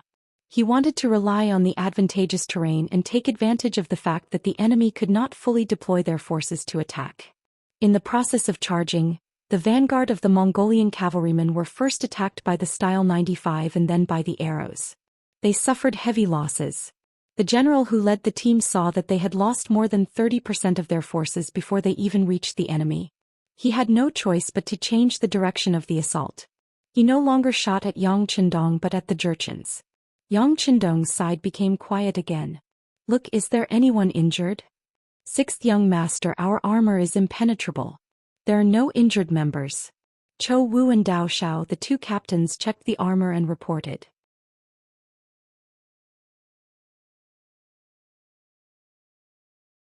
Chapter 689. Okay, then let's prepare to counterattack. Look carefully and shoot. We have to hit them until they can't even find north. Yang Qindong took off the Type 95 pistol from his back and reloaded it with a new magazine. Then he aimed and pulled the trigger. Beta Persei had already returned to the team and was also aiming with the Type 95 pistol. There were simply too many Mongol cavalry and they were everywhere in sight. This made it so that they didn't need to aim too much. They just needed to fire based on their instincts, and often an enemy would be shot and fall off their horse. Although the number of guards was limited, wherever they aimed, the Mongolian army would be heavily injured. This greatly suppressed the enemy's morale and courage. Still hiding behind his bodyguard, Swade stared at the pile of short rocks with a face full of anger. He couldn't understand how the enemy's muskets were so powerful that they could shoot so many bullets and injure so many of his soldiers. "No, we can't let them kill without any scruples. Men, send out 1,000 cavalry and charge forward. I don't care what method we use, we have to destroy these people. We can't let them become a threat." As soon as the Khan gave the order, a cavalry of 1,000 men charged towards the pile of rocks. They're finally here. Yang Qindong had already expected that the enemy would send troops to restrain him. He sneered, "Fire at them. I want to see if they're made of iron. Facing our bullets, will they be afraid?" It was only 1,000 cavalrymen, so Yang Qindong and the guards didn't really care about them. After everyone agreed in unison, they turned the muzzles and aimed at the charging cavalrymen and pulled the trigger. As gunshots rang out, countless cavalrymen fell off their horses. Although they charged very quickly, they still lost more than half of their forces in the process. "Put away your guns." Seeing that the enemy was less than 100 meters away from him, Suede immediately shouted. Yang Qindong immediately put the 95 style on his back and pulled out his cavalry saber. With a shout, he rushed towards the pile of short rocks. Along with him were more than 100 black cavalry guards. They charged down like ferocious tigers. With their sturdy armor, it was as if they had entered an unstoppable state. They could cut down and kill whoever they wanted. The Mongolian cavalry fell off their horses one after another. Streams of blood flew out and dyed the sabers red. The setting sun was like blood. The Nuzan cavalry had already been surrounded by the Mongol vanguard. Both sides were engaged in a bloody battle. Dust flew up once again, and the only thing that could be heard were the roars and shouts of killing. As the Mongolian general, Kamubala didn't choose the Nuzan cavalry as his opponent. With the idea of picking the weakest among them, he set his sights on the 10 infantry battalions of the independent regiment. The advantage of cavalry against infantry was quite obvious. Looking from afar, infantry didn't have the mobility of cavalry. They formed a square formation with 400 men. They formed a tight square formation with black shields around them to protect their own safety.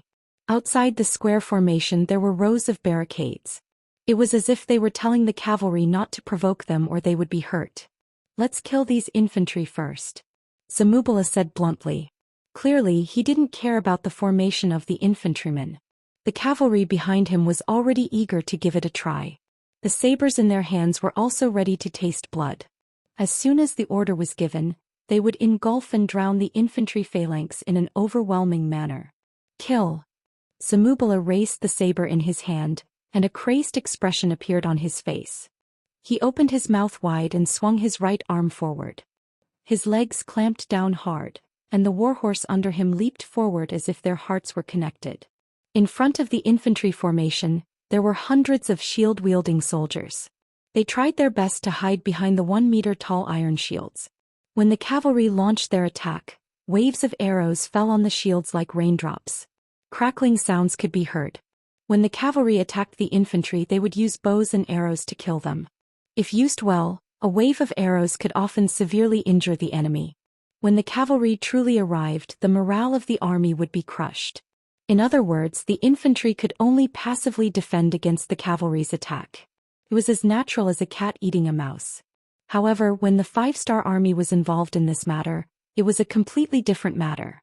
Only defending and not attacking wasn't their habit. Split. After seeing the shield-bearers block the enemy's first wave of arrows, the battalion commanders of each infantry phalanx shouted out loud. The originally airtight square formation suddenly split into two from the middle. In the middle of the square formation, there were hundreds of musketeers. Some of them were lying on the ground, some were half squatting, and some were standing. They were divided into several echelons and formed a unique scenery. Fire! Fire! Fire! When the battalion commander gave the order to attack with a hoarse roar, the 100 gunmen with Type 81 rifles began to spit out their own tongues of fire. As the gunshots rang out, the enemy riders fell to the ground one by one in coordination with the sound of the gunshots. Since they were prepared, the Mongol cavalry were caught off guard.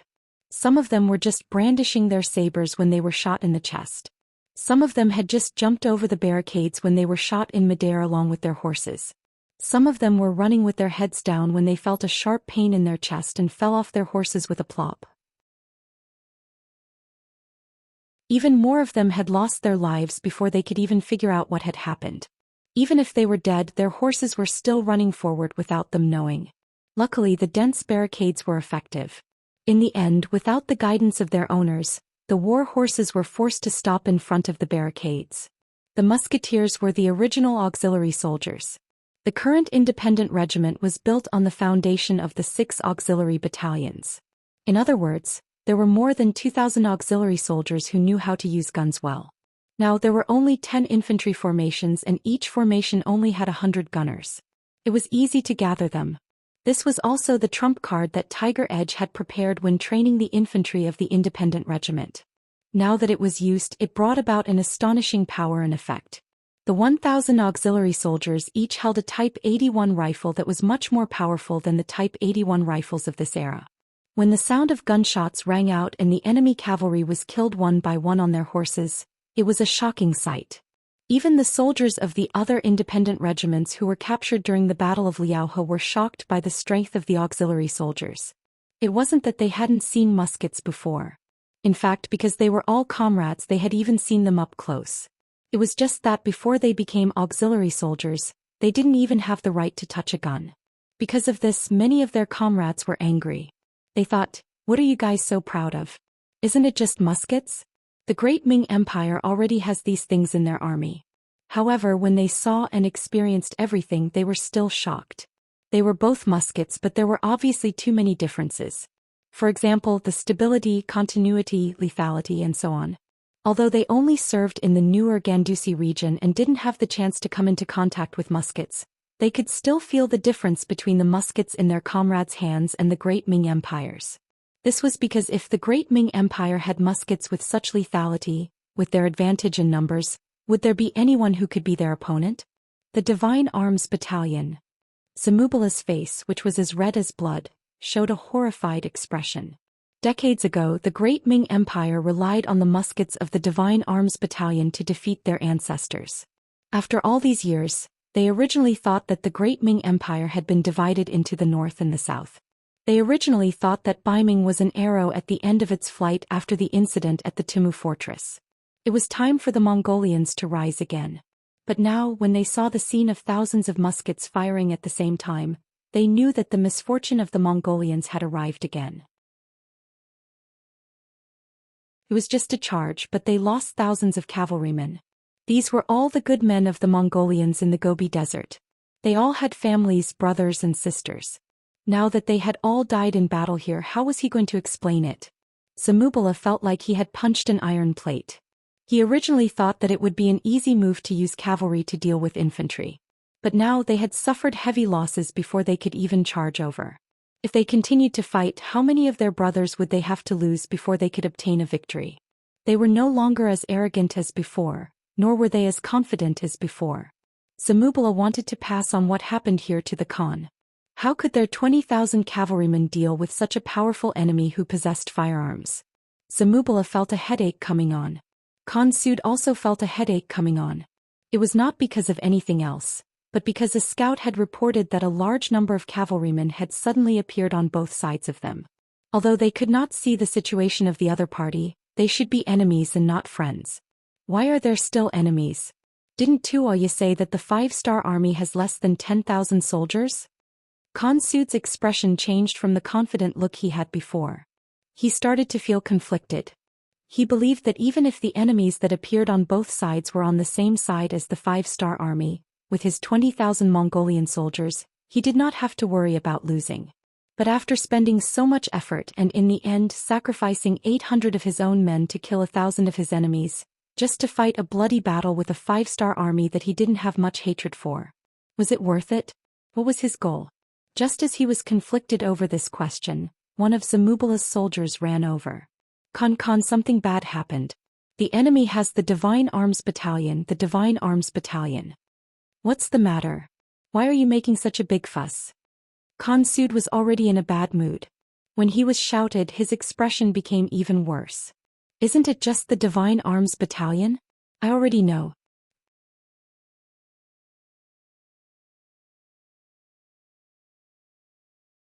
Chapter 690.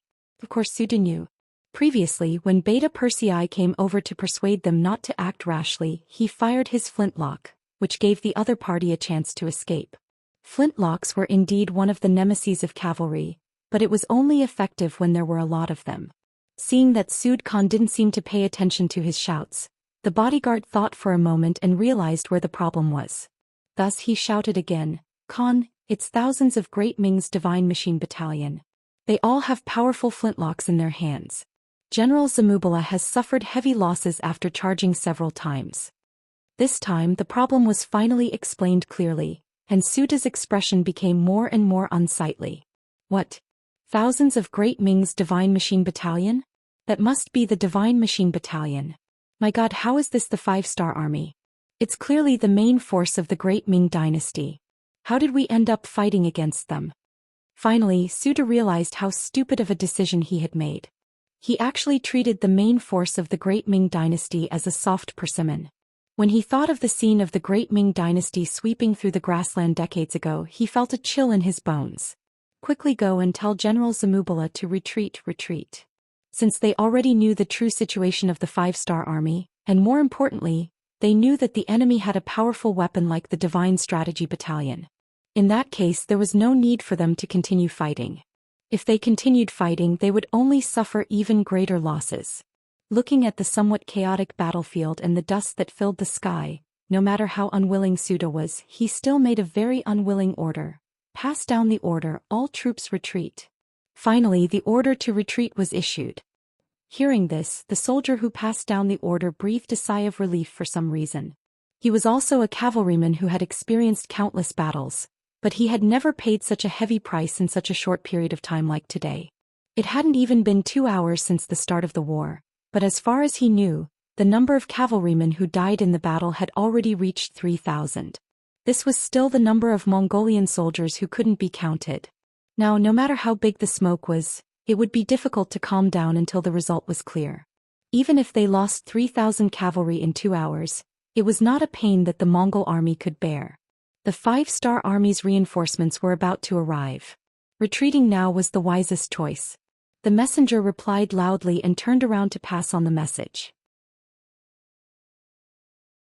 For a period of time, regardless of whether it was the Mongolian cavaliers who were fiercely attacking Yang Chendong's cavaliers at the pile of short rocks or Kambala's men who wanted to take advantage of the situation and use their cavaliers to fight against the infantrymen, when they received the news, all of them sighed in relief, as if a heavy burden had been lifted from their shoulders. Then they ordered their army to retreat. Zamubala wanted to take advantage of the situation but didn't succeed. Seeing that the situation wasn't good, he wanted to retreat. How could Tiger's Mane give in? Previously, when Zamubala was dealing with the infantry, he didn't have any intention of helping out with the 6 cavalry battalions. This was because he believed in the strength of the infantry battalions. He knew how powerful these infantry battalions were with Type 81 guns. Now that the other party had suffered a loss and was afraid, it was time for him to take advantage of the situation. Come on, cavalry warriors of the independent regiment, it's time for us to perform. Charge with your regiment commander.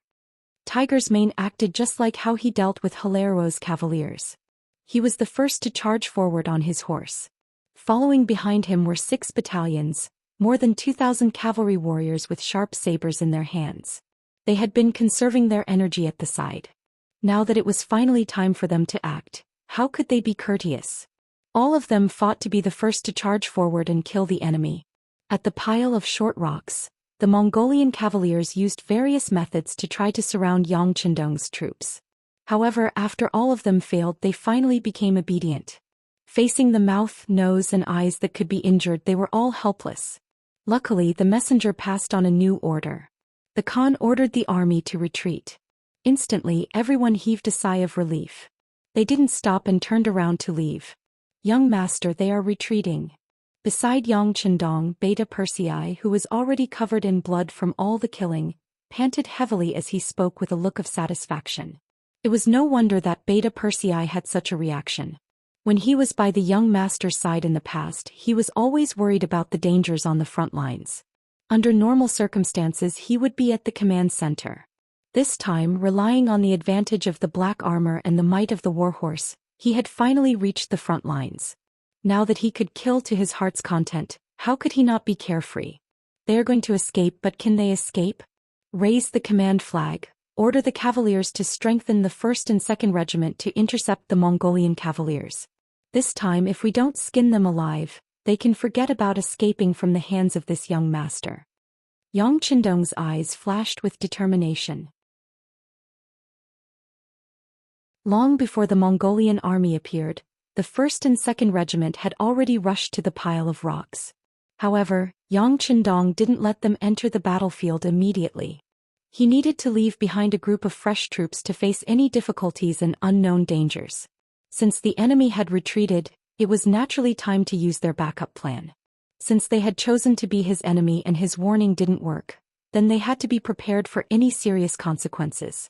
On the pile of rocks, the command flag was raised high, conveying the 6th Young Master's order. Outside the battlefield, Wind Chaser and Lu Zhua had received the order and brought a total of 5,200 cavaliers to prepare to stop the enemy. Not long after Sud Khan gave the order to retreat, Zamubala and the others brought the army back. Compared to when they went to battle, they were naturally in a much more difficult situation. Alright, the Han people have a good saying. Victory and defeat are common in war. This time we lost, but as long as we preserve our strength we can get it back in the next battle. Now everyone prepare to retreat. Sud Khan's eyes scanned all the generals and said with a helpless and sorrowful voice, Khan, we still have many cavaliers that haven't returned from the battlefield. Are we waiting? Zamubala looked back at the 4,000 cavaliers that were still fighting in the dust and asked hesitantly when he heard that they were going to retreat now. We're not waiting anymore. Everything depends on their fate. To tell you the truth, a large number of the 5-star army has appeared behind us. Even if we go back now, we have to be prepared to be intercepted. Alright, let's not delay any longer and leave now. To be able to become a Khan, one had to have a strong will. A loss was a loss. The most important thing was how to preserve the greatest strength in the face of a loss. As for sacrificing some people, although he felt some pain in his heart, he didn't even blink his eyes. The Khan had a strong will. Furthermore, they knew that the 5-star army was approaching from behind. Who would say anything else? They immediately started to retreat. Zamubala received the order, and together with Bao Yin, each led 5,000 cavalrymen to meet Shui Feng and Lu Zhua's troops who wanted to intercept them. Su Yu led 2,000 cavaliers and his daughter Tuoya through the battlefield and returned from the northeast direction. Although the Mongol army had an absolute advantage in numbers, they still paid the price of 2,000 cavaliers before retreating when they faced the 1st and 2nd Regiment that had been looking forward to a big battle. This was because the 6th Young Master's flag had clearly stated that they shouldn't chase a cornered enemy. Otherwise, if they were bitten by them, they might have to pay twice the price. Sud Khan retreated, or it could be said that he had escaped. The remaining 4,000 cavaliers that were fighting the Nuzan cavalry did not know about this. The commander of the independent regiment Tiger's Mane was ordered to bring 6 battalions of soldiers into the battle. After some instructions, the Nuzan cavalry retreated from the battlefield, leaving only 2,000 Mongol cavaliers searching for their opponents. The 1st and 2nd Regiment also came to the main battlefield. Along with them were the 2,000 war horses that they had just captured, as well as 200 captured Mongol cavaliers. 1st Regiment Shui Feng reporting to the 6th Young Master. 2nd Regiment Commander Lu Zhua reporting to the 6th Young Master. Good, you guys came at the right time. Regiment Commander Lu, call Battalion Commander Taimur over. Yang Qindong nodded at the 2 regimental commanders who had just arrived. He then called out 3rd Battalion Commander Taimur. 3rd Battalion Commander, come over. The 6th Young Master is looking for you. Lu Zhua turned around and shouted. Under everyone's envious gazes, Taimur jumped off his horse and ran over to Yang Qindong. 2nd Regiment Commander Taimur greets the 6th Young Master. He gave a somewhat awkward military salute.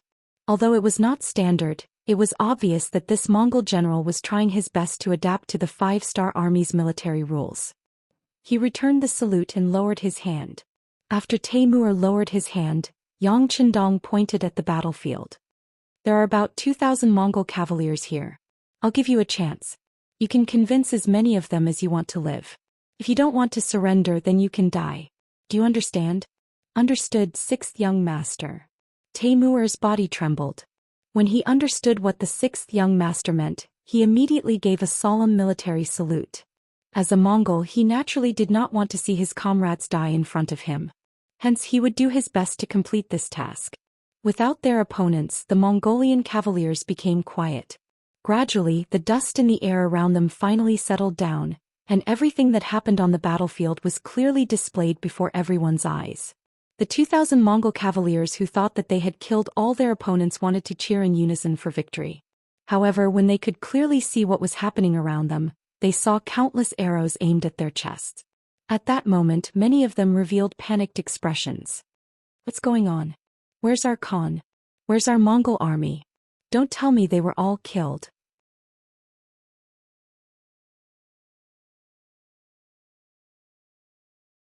Chapter 691. That's not possible. Our Khan is so wise. Our Mongolian army has so many people and is so strong. It's impossible for anything to happen to them. Alright, can't you see? The number of enemies has increased again. They must have defeated the Khan. The Khan must have given up on us and left us. Then what should we do? Fight them to the death? That's right. What should we do? After the truth came to light, all sorts of discussions could be heard. However, they were all speaking in Mongolian, so they couldn't affect the 5-star army's cavalry that surrounded them. Of course, even if they could understand their language, the iron discipline of the soldiers did not allow them to have any other thoughts. Everyone quiet down. Just as the 2,000 Mongolian soldiers did not know where to go, a loud Mongolian voice rang out in everyone's ears. Taimur rode on his horse like a lion patrolling its territory and appeared in front of the surrounded Mongolian soldiers. Behind Taimur were 2 other carriages. One of the carriages was filled with a mountain of silver and many iron pots, bowls, and other daily necessities. There were also jars of unopened wine. The other carriage was filled with shiny cavalry swords and sharp feathered bows. There was also black armor that gave off a dark and bloodthirsty glow. The moment the 2 carriages appeared, they attracted the attention of the 2,000 Mongolian soldiers. During the Great Ming Dynasty, the Mongolians fought for iron pots because they did not have them. It was not because iron pots were a luxury. Furthermore, the Mongolians did not have the skills and materials to forge iron pots. Without iron pots they could not cook meat. At that time, the Great Ming Dynasty was afraid that the Mongolians would buy iron pots and forge them into weapons. Therefore, the Mongolians could only snatch iron pots. As a result, a group of fully armed Mongolian soldiers would often harass the Han people just to snatch an iron pot. It was quite a comical scene. Taimur was a Mongolian. He was very clear about what the Mongolians needed and desired. Instead of trying to persuade or reason with these people, it would be better to give them something tangible and give them what they desired the most. Noticing the greed and excitement in the eyes of the Mongolian cavalryman, Taimur knew that he had made the right move. With confidence he said loudly, "Do you see that? As long as you're willing to surrender and join the 5-star army, all of these things will be yours. Not only that, you'll also be able to receive a decent amount of money every month.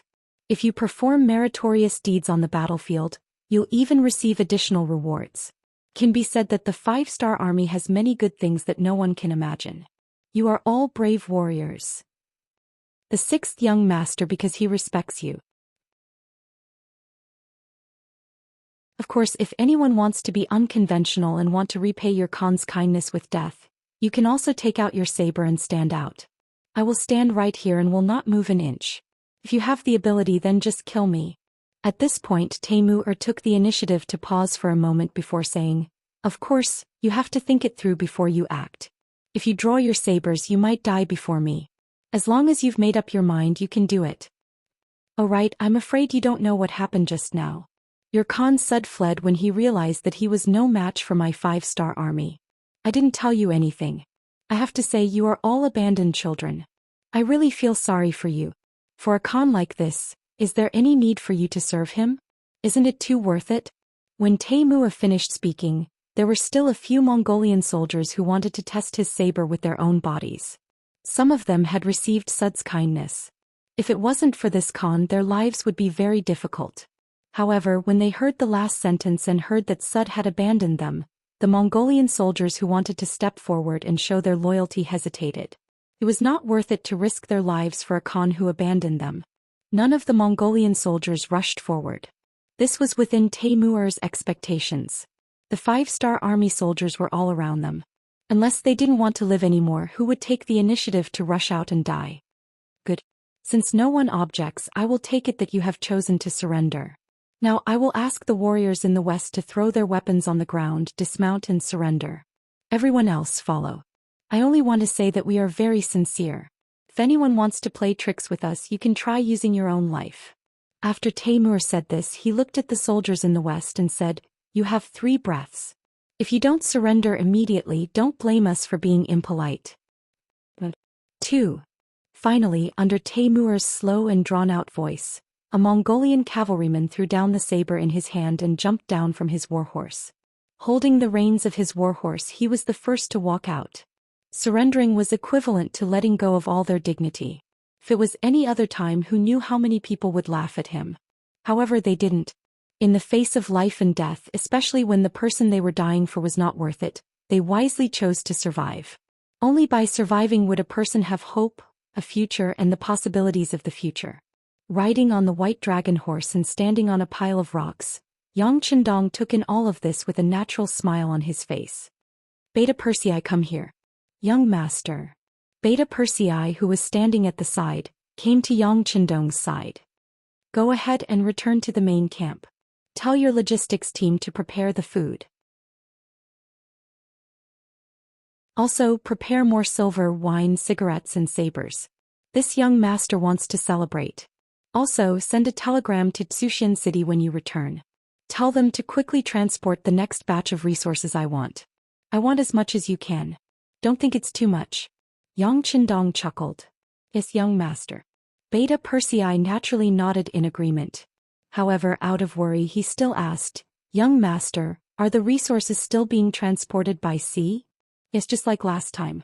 Yang Chendong nodded.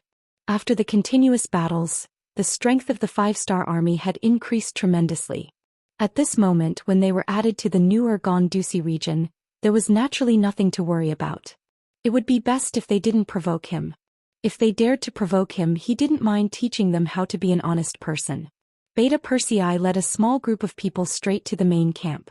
After the Mongolian cavalry put down their weapons, handed over their horses and became infantry, they followed the main force of the 5-star army back to the main camp dozens of miles behind them.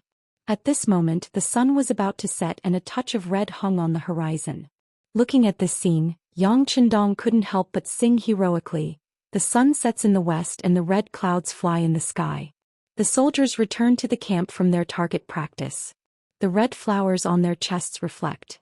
Yang Chendong's singing naturally inspired the 100 black cavalry guards around him. They also sang the song coming back from target practice. After them, the independent regiment also sang loudly. It was mainly the soldiers from the 6 auxiliary battalions that had already been defeated. When these thousands of people shouted, it caused a huge commotion. It attracted the other regiments and battalions to sing as well. However, they had never heard this kind of military song before. They didn't know what the lyrics were or how to sing it. They could only sing along. Zhui Feng, Lu Zhua, and Yela's expressions didn't look too good. Especially Commander Lu Zhua. He had once been the commander of the auxiliary regiment and taught the soldiers how to sing military songs. But now not many of his soldiers knew how to sing. He felt his face burning. He thought that after tonight, if he had the chance, he would definitely teach the soldiers how to sing. This would increase the morale of the soldiers and would be extremely useful and beneficial for the unity of the soldiers. Amidst the singing, under the setting sun, the army returned. The army was huge and winding like a dragon that had appeared out of nowhere. It was destined to break the tranquility of the grassland. The main force of the army had finally returned to the main camp. The 3 divisions of the Cold Front finally sent news that they had gone to do some hidden training. As Xianxia's army continued to grow as the most elite of the Cold Front division, they also felt the pressure on their bodies increasing. It was also because of this hidden training that they didn't receive news of the army's battle in time. Fortunately, even without the Cold Front division, the 5-star army's strength was already very strong. Especially in this battle, the Nuzan cavalry had performed very well. Although they had lost more than 1,000 cavalry in 2 consecutive battles, how could there be no deaths in a battle? Moreover, the number of soldiers that they lost could be re-enlisted from the captives. This was originally what Yang Chendong had promised the regimental commanders. Beta Persei came back early. The logistics battalion had already started cooking.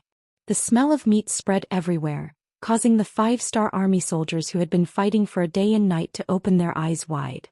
They couldn't help but swallow their saliva. Same old rules. Wash your hands clean before eating. After the meal, we will reward you according to your contributions and distribute the rewards. Yang Qindong boldly leapt onto the white dragon horse and laughed heartily as he spoke. His laughter also attracted the cheers of the soldiers. The meat was large and there was enough rice. After all, they were still in a state where they could face the enemy at any time. Thus, everyone couldn't drink as much as they wanted. Each person could only drink 2 taels. But even so, many of the soldiers still had a satisfied look on their faces and ate until their mouths were full of oil. And if they could smoke a cigarette after eating, it would definitely be a life comparable to that of a god. Who knew how many soldiers slowly closed their eyes because of this in a state of enjoyment?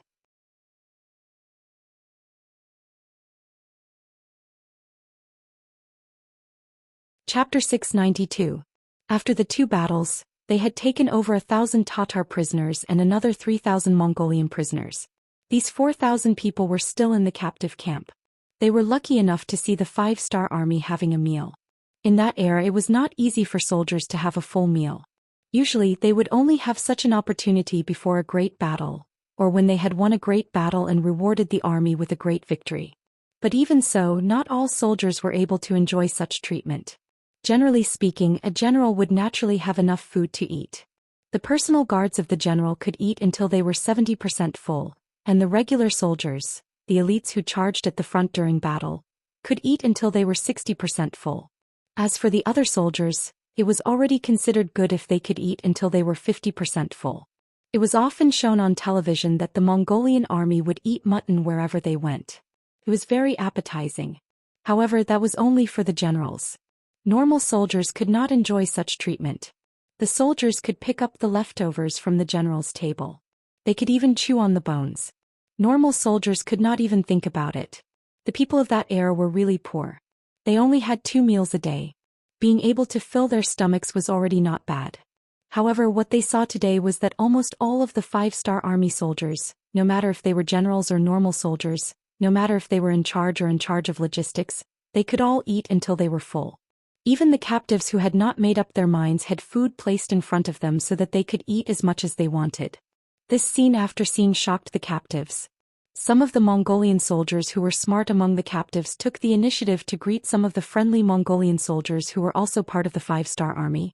They used the chance to get close to them and asked some questions that they did not understand. Alright, we all know what you guys are thinking. Let me tell you, in the 5-star army, as long as we fight and train hard, we do not need to worry about food and drink. Not only that, after we eat and drink, we still have food for our minds. Look, this thing in my hand. Look, it can smoke. It is called a cigarette. What is a cigarette? Is it tasty? The Mongolian captives who saw it for the first time were interested. Of course you can't eat it. This thing is for sucking and smoking. Look at me. While speaking, the soldiers of the 5-star army took a light puff of their cigarettes. Then they put the cigarette into their mouths. After inhaling a portion of it, they slowly spat out a portion of it. They looked extremely satisfied. This thing is very interesting. Can you give me one to try? One of the captive soldiers asked curiously. That won't do. This thing isn't for normal use. It can only be earned during military exploits. In this battle I killed 4 enemies and injured 1. According to the rules, I can get 45 cigarettes, which is more than 2 packs. If I save some, it will be enough for me to live freely for a while. After saying this, the warrior turned around and left. It was as if his spoils of war would be snatched away by the captives if he stayed. One by one, the 5-star army veterans were called over by the captives. After showing off for a while, they turned around and left. Did you think that these veterans were so kind as to chat with the captives? They were only doing so because they had military orders and wanted to satisfy their vanity. However, it was this kind of teaching that greatly stimulated the captives, who had no choice but to lower their heads. Originally, they had no choice but to surrender in order to survive. But now it seemed that there was no harm in surrendering. It might even be a new hope in life. Yang Qindong didn't care about the captives. He firmly believed that the environment could change a person. His attention was focused on the situation in front of him. This time he had defeated the Mongolian army with a large number of firearms. Presumably, the news of him coming to the prairie could no longer be hidden. In addition, he had defeated Har's 5,000 cavalry. In the outside world, there should be a lot of people paying attention to him. Since that was the case, he might as well not play hide and seek and stand out. Since he was going to make it public, Yang Qindong decided to take his first step in the prairie and build a city. Regardless of whether it was for the sake of logistical supplies or for the treatment of the injured and the expansion of their influence in the future, a stable city was a must. After standing in front of the sand table for a long time, he pointed to the land of Erakumaki that he had been studying for a long time. Erakumaki in the Inner Mongolia Autonomous Region, Shi'i and Jirun Gaole. According to Chindi's book, Emperor Taizu wrote, Erakumaki Wandong Luji na Tunshan Mursudo Hahai Laoyan Ajar Havandu Haleoj Lu and other places. Thou shalt reside there. From these records, Erakumaki was located in the easternmost part. Occupying this place was equivalent to having a residence. Moreover, it was also very close to the Baiming realm. In the future, no matter where he decided to extend his tentacles, it would be much more convenient. Most importantly, with a foundation, no matter what he did in the future, he would have fewer worries. What kind of people are there in Erakumaki? Pointing to the sand table, Yang Qindong asked Su Yunxing, who was standing by the side. Reporting to the sixth young master, there are only about 500 Tatar cavalry there. You also know that the relationship between Baiming and the Walla is very tense. The closer we get to them, the more scarce our resources are. In order to survive, many of the people here have already moved away. Now, other than the cavalry, there are only about 1,000 Mongolian people. 1,000 people? That's too little. When we need to build a city, I'm afraid we won't even be able to find workers. However, this is the only thing we can do. Right, you've been to Erakumaki, right? How was the environment there?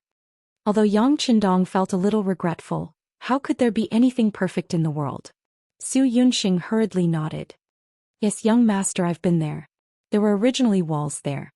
Later on, when Ming Qingzu went north to conquer the grasslands, it was repaired. The foundation is not bad and the area it occupies is not small. Once there are enough resources, there shouldn't be a problem to build a large city. Good. Tonight you will lead the reconnaissance team to take over Erakumaki, then announce to the outside world that it is the territory of our mercenaries. Yang Qindong nodded, his aura becoming very firm.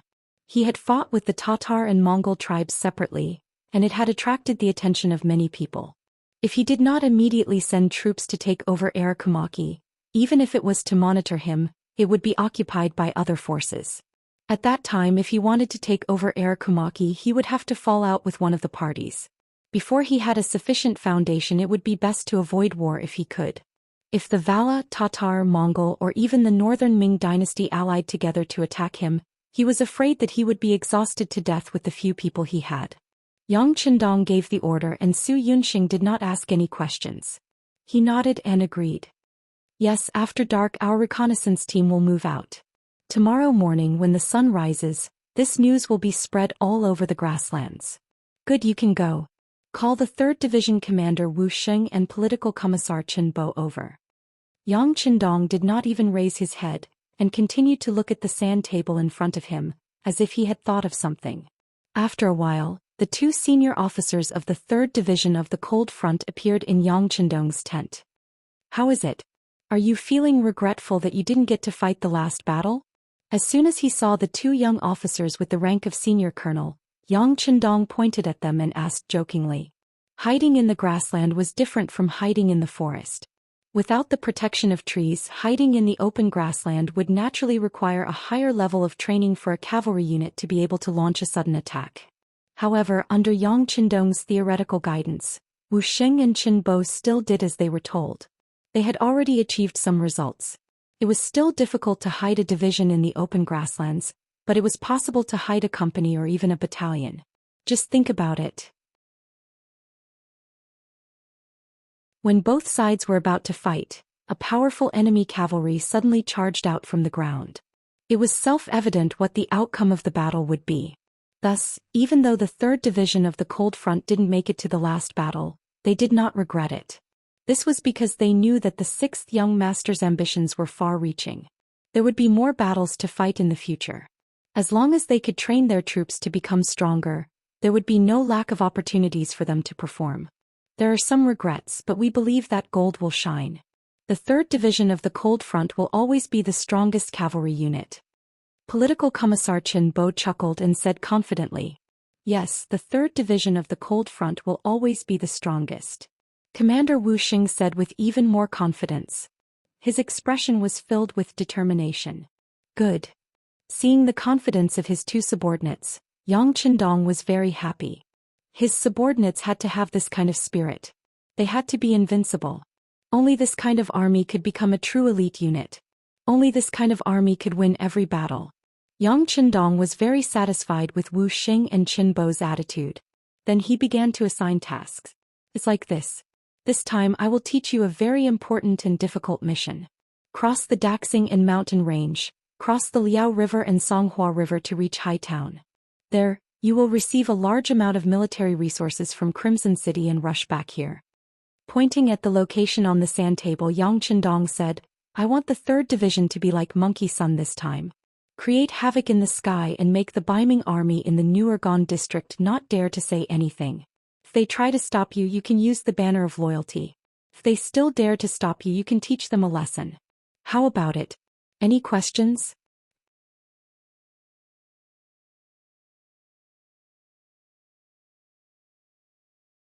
Chapter 693.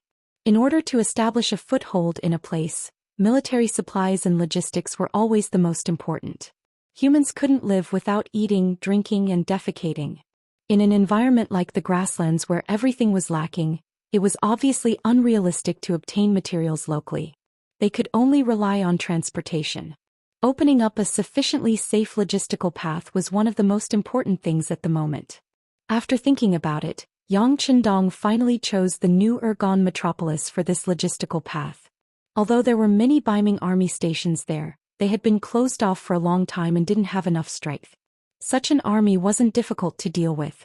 As long as the 3 divisions completed their mission well, they were completely confident that they could open up a safe passage. As long as there were no problems with logistics, Yang Qindong was confident that he could build a new city in the grasslands in the shortest time possible. A new city with great influence and far-reaching influence. When that time came, conquering the forces in this area would be twice the result with half the effort. As for how to intimidate the Baiming army stations in the New Ergon metropolis with thunderous might, Yang Qindong thought about it and finally decided that the task would fall on the 3 divisions of the Lengfeng division. This was currently the strongest army under his command. Only they could have a powerful deterrent effect. In the face of such a powerful force, any schemes and tricks would be useless. Without waiting for the 2 divisions to make a decision, Yang Qindong added, this mission is extremely important. If you have any questions, you can raise them. But once you agree, you must complete the mission perfectly. This cannot be discounted at all. Once the mission is completed, I will record it as a great merit. If the mission is not completed well or if there are any accidents with the supplies, then you should prepare to be demoted. You will be directly sent to Beta Persei's logistics camp to be a cook. This was a complete demotion. Making a division commander a cook, this kind of punishment could be said to be heavy. Wu Sheng and Qin Bo couldn't help but be stunned, but they quickly recovered and said in unison, "Sixth young master, please don't worry. We will definitely complete the mission perfectly. If we can't do it well, we don't need to be cooks anymore. We'll just offer our heads." Wu Sheng was a standard soldier. The bigger the battle, the more excited he was. It was understandable that he would say something like that. It was also in line with his usual style of doing things. As a political commissar, Qin Bo was full of scholarly aura. Unexpectedly, he could say such words which surprised Yang Qindong. He looked at the 2 of them carefully and nodded after a long time. "Okay, I'll remember your words." Young Master Ben is looking forward to your next performance. Pack up and leave early tomorrow morning. Qin Bo's performance really made Yang Qindong's eyes light up. He even thought that since this person's character was so determined, then he should test him a little more. If there were no problems, then this person could be trained as a military supervisor in the future. It seemed like a waste for such a hot-blooded officer to become a political cadre. Qin Bo didn't know that his performance in Yang Qindong's eyes would give birth to such a realization. After he and Wu Xing gave a standard military salute, he left the command tent and called for an emergency meeting with the officers of the 3 divisions. After the 2 of them left, Yang Qindong's eyes fell on the map again.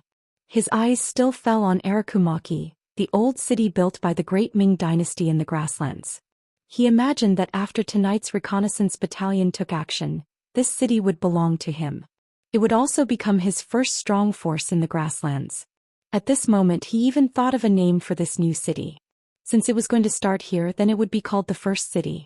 Arakumaki, this city that had been abandoned by the great Ming dynasty, and who knew how many times it had changed owners, now looked extremely desolate. There were no traces of people walking around in the city at all. Only the dilapidated walls could be seen from time to time, and one could imagine the former glory of this place. It wasn't the first time Zhou Xian came here. But for tonight's military operation he once again disguised himself and appeared here. In order to not attract attention, he only brought 2 of his trusted aides and the reconnaissance battalion's 1st company commander, Yenda battalion commander. There are only 500 enemy cavalry and 1,000 Mongolian civilians. If we want to take over this place, why do we need to be so careful? I just need to move out and the mission will be completed. Yenda was very dissatisfied with the battalion commander's cautiousness. In his view, there was no need to spend so much effort on such a deserted city. Caution is the parent of safety. Zhou Xian shook his head. Then, as if he thought of something, he looked up at Yenda and said, "Commander Yen, people can have pride but they can't have arrogance. If you continue to look down on everything like this, I will consider transferring you out of the reconnaissance battalion." Zhou Xian suddenly became serious and Yenda was really afraid. With his ability, he was more than qualified to be a battalion commander in any regiment. Even if he went to the 3 divisions of the Cold Front, it wouldn't be a problem for him to be a battalion commander. But the position of the reconnaissance battalion was too important. Any battalion commander who wanted to see the 6th young master would be able to see the young master. So he would rather be a company commander here than go to another unit. This was because he saw the importance of the reconnaissance battalion. Battalion commander, I was wrong. I am actually very careful when doing things. Yenda immediately admitted his mistake. In reality, he was a very careful person. Otherwise, he wouldn't have become the company commander of the reconnaissance battalion's 1st company. Naturally, Zhou Xian was someone who understood this principle, so he just reminded the other party. If he was really not satisfied, he wouldn't have reminded him and would have directly transferred him away. With the interlude just now, when Zhou Xian wanted to do something, Yenda just followed at the side and didn't say anything. The 4 of them walked like this and unknowingly came to a house in the city. Here they saw an old man resting outside the door. Looking at the old man's appearance, he was in his 50s. At that time he was already considered a very old man. "Haha, old brother, how old are you?" Zhou Xian had imprinted almost every corner of the city and every street in his mind. He had basically completed his mission and wanted to take a rest. When he saw the old man, he walked over without thinking and asked in Mongolian. He sat down beside the old man. The old man had already noticed Zhou Xian and the other 3. Seeing them sit down beside him, he wasn't surprised. Instead, he smiled and answered, "This old man is 56 this year." "Well, that's still a very old man," Zhou Xian said casually. "You can say that." The old man chuckled. His face was filled with reminiscence, and the vicissitudes of life were written all over his face. Seeing that the old man seemed to be reminiscing about something, Zhou Xian didn't disturb him. Instead, he reached into his bosom and took out a piece of dried meat that he always carried with him. He also took out a bottle of old wine from the hands of 2 bodyguards and placed it in front of the old man. "If you want to get what you want from others, you have to pay first." This was what Yang Chendong always said. Now the scouts who were good at gathering information had learned most of it. The wine and meat that was suddenly placed in front of him made the old man, who was originally sitting at the door basking in the sun, stunned. Then the way he looked at Zhou Xian and the other 3 changed. Allowing the old man to size them up in front of him, Zhou Xian only smiled and didn't say anything. But unexpectedly, the old man suddenly said, "Although you are dressed like Mongolians, but if this old man didn't guess wrongly, you should be people of the Ming dynasty and soldiers of the Ming dynasty." Suddenly being exposed, the faces of Yenda and the 2 bodyguards couldn't help but tighten. They even instinctively wanted to pull out their swords to silence the old man. On the other hand, Zhou Xian's expression didn't change and his heart didn't beat fast. He casually raised his arm and stopped the actions of the 3 bodyguards. He smiled and looked at the old man and asked, "But I don't know why old brother thinks so?" Hee. The old man didn't seem to notice the actions of the 3 bodyguards. He casually smiled and said, "Only people of the Ming dynasty who understand etiquette would treat guests like this. If you were really Mongolians, you definitely wouldn't be so polite to this old man." So it was because he was too polite that it aroused the suspicion of the other party. Su Yunxing reflected in his heart. Should the scouts learn to be more domineering when they go out to do things in the future? While his heart was still thinking about this unintentional loophole, the old man spoke again. "Although your Mongolian can be considered authentic, but let's talk in Chinese. AI, speaking of which, I haven't spoken Chinese in a long time." Old brother is also a Han? Su Yunxing's interest was immediately piqued. After all, other than his comrades, to be able to meet a fellow Han here was still very delightful. "I can be considered half Han. My father was a Ming dynasty man. Later on he met a grassland woman and settled down here, giving birth to me," the old man said somewhat embarrassedly. After all, in that era, if one's blood wasn't pure, then one was a mixed blood. People would look down on them. "I see." Su Yunxing didn't have any intention of looking down on the old man. On the contrary, he was very curious about the old man's behavior in front of him. He had a feeling that this old man had some stories. "Old brother, I wonder if you can tell me your name?" "Name?" the old man said meaningfully. Then he sank into his memories for a while before saying, "This old man's Mongolian name is Zhang Shirbao, Han name is Zhang Shirbao. So it's Old Master Zhang. Nice to meet you." Su Yunxing very politely clasped his fist and didn't mention the old man's Mongolian name. He only said that it was a Han name to express a kind of closeness. Then he said something that shocked Yenda and the 2 bodyguards behind him. "This little one's name is Su Yunxing. I'm the battalion commander of the mercenary scouts under the Duke of Loyalty." Su Yunxing actually directly revealed his identity. This was definitely not allowed by the rules of the scouts. Unless it was one of their own, as a scout he absolutely couldn't reveal his identity. As the battalion commander, it was impossible for Su Yunxing not to know this. But he still did so. Naturally, Yenda and the 2 bodyguards were puzzled and puzzled. You're tuning in to the Zhou Xian's Legacy YouTube channel. Don't forget to subscribe and join us on this journey to catch the most captivating stories.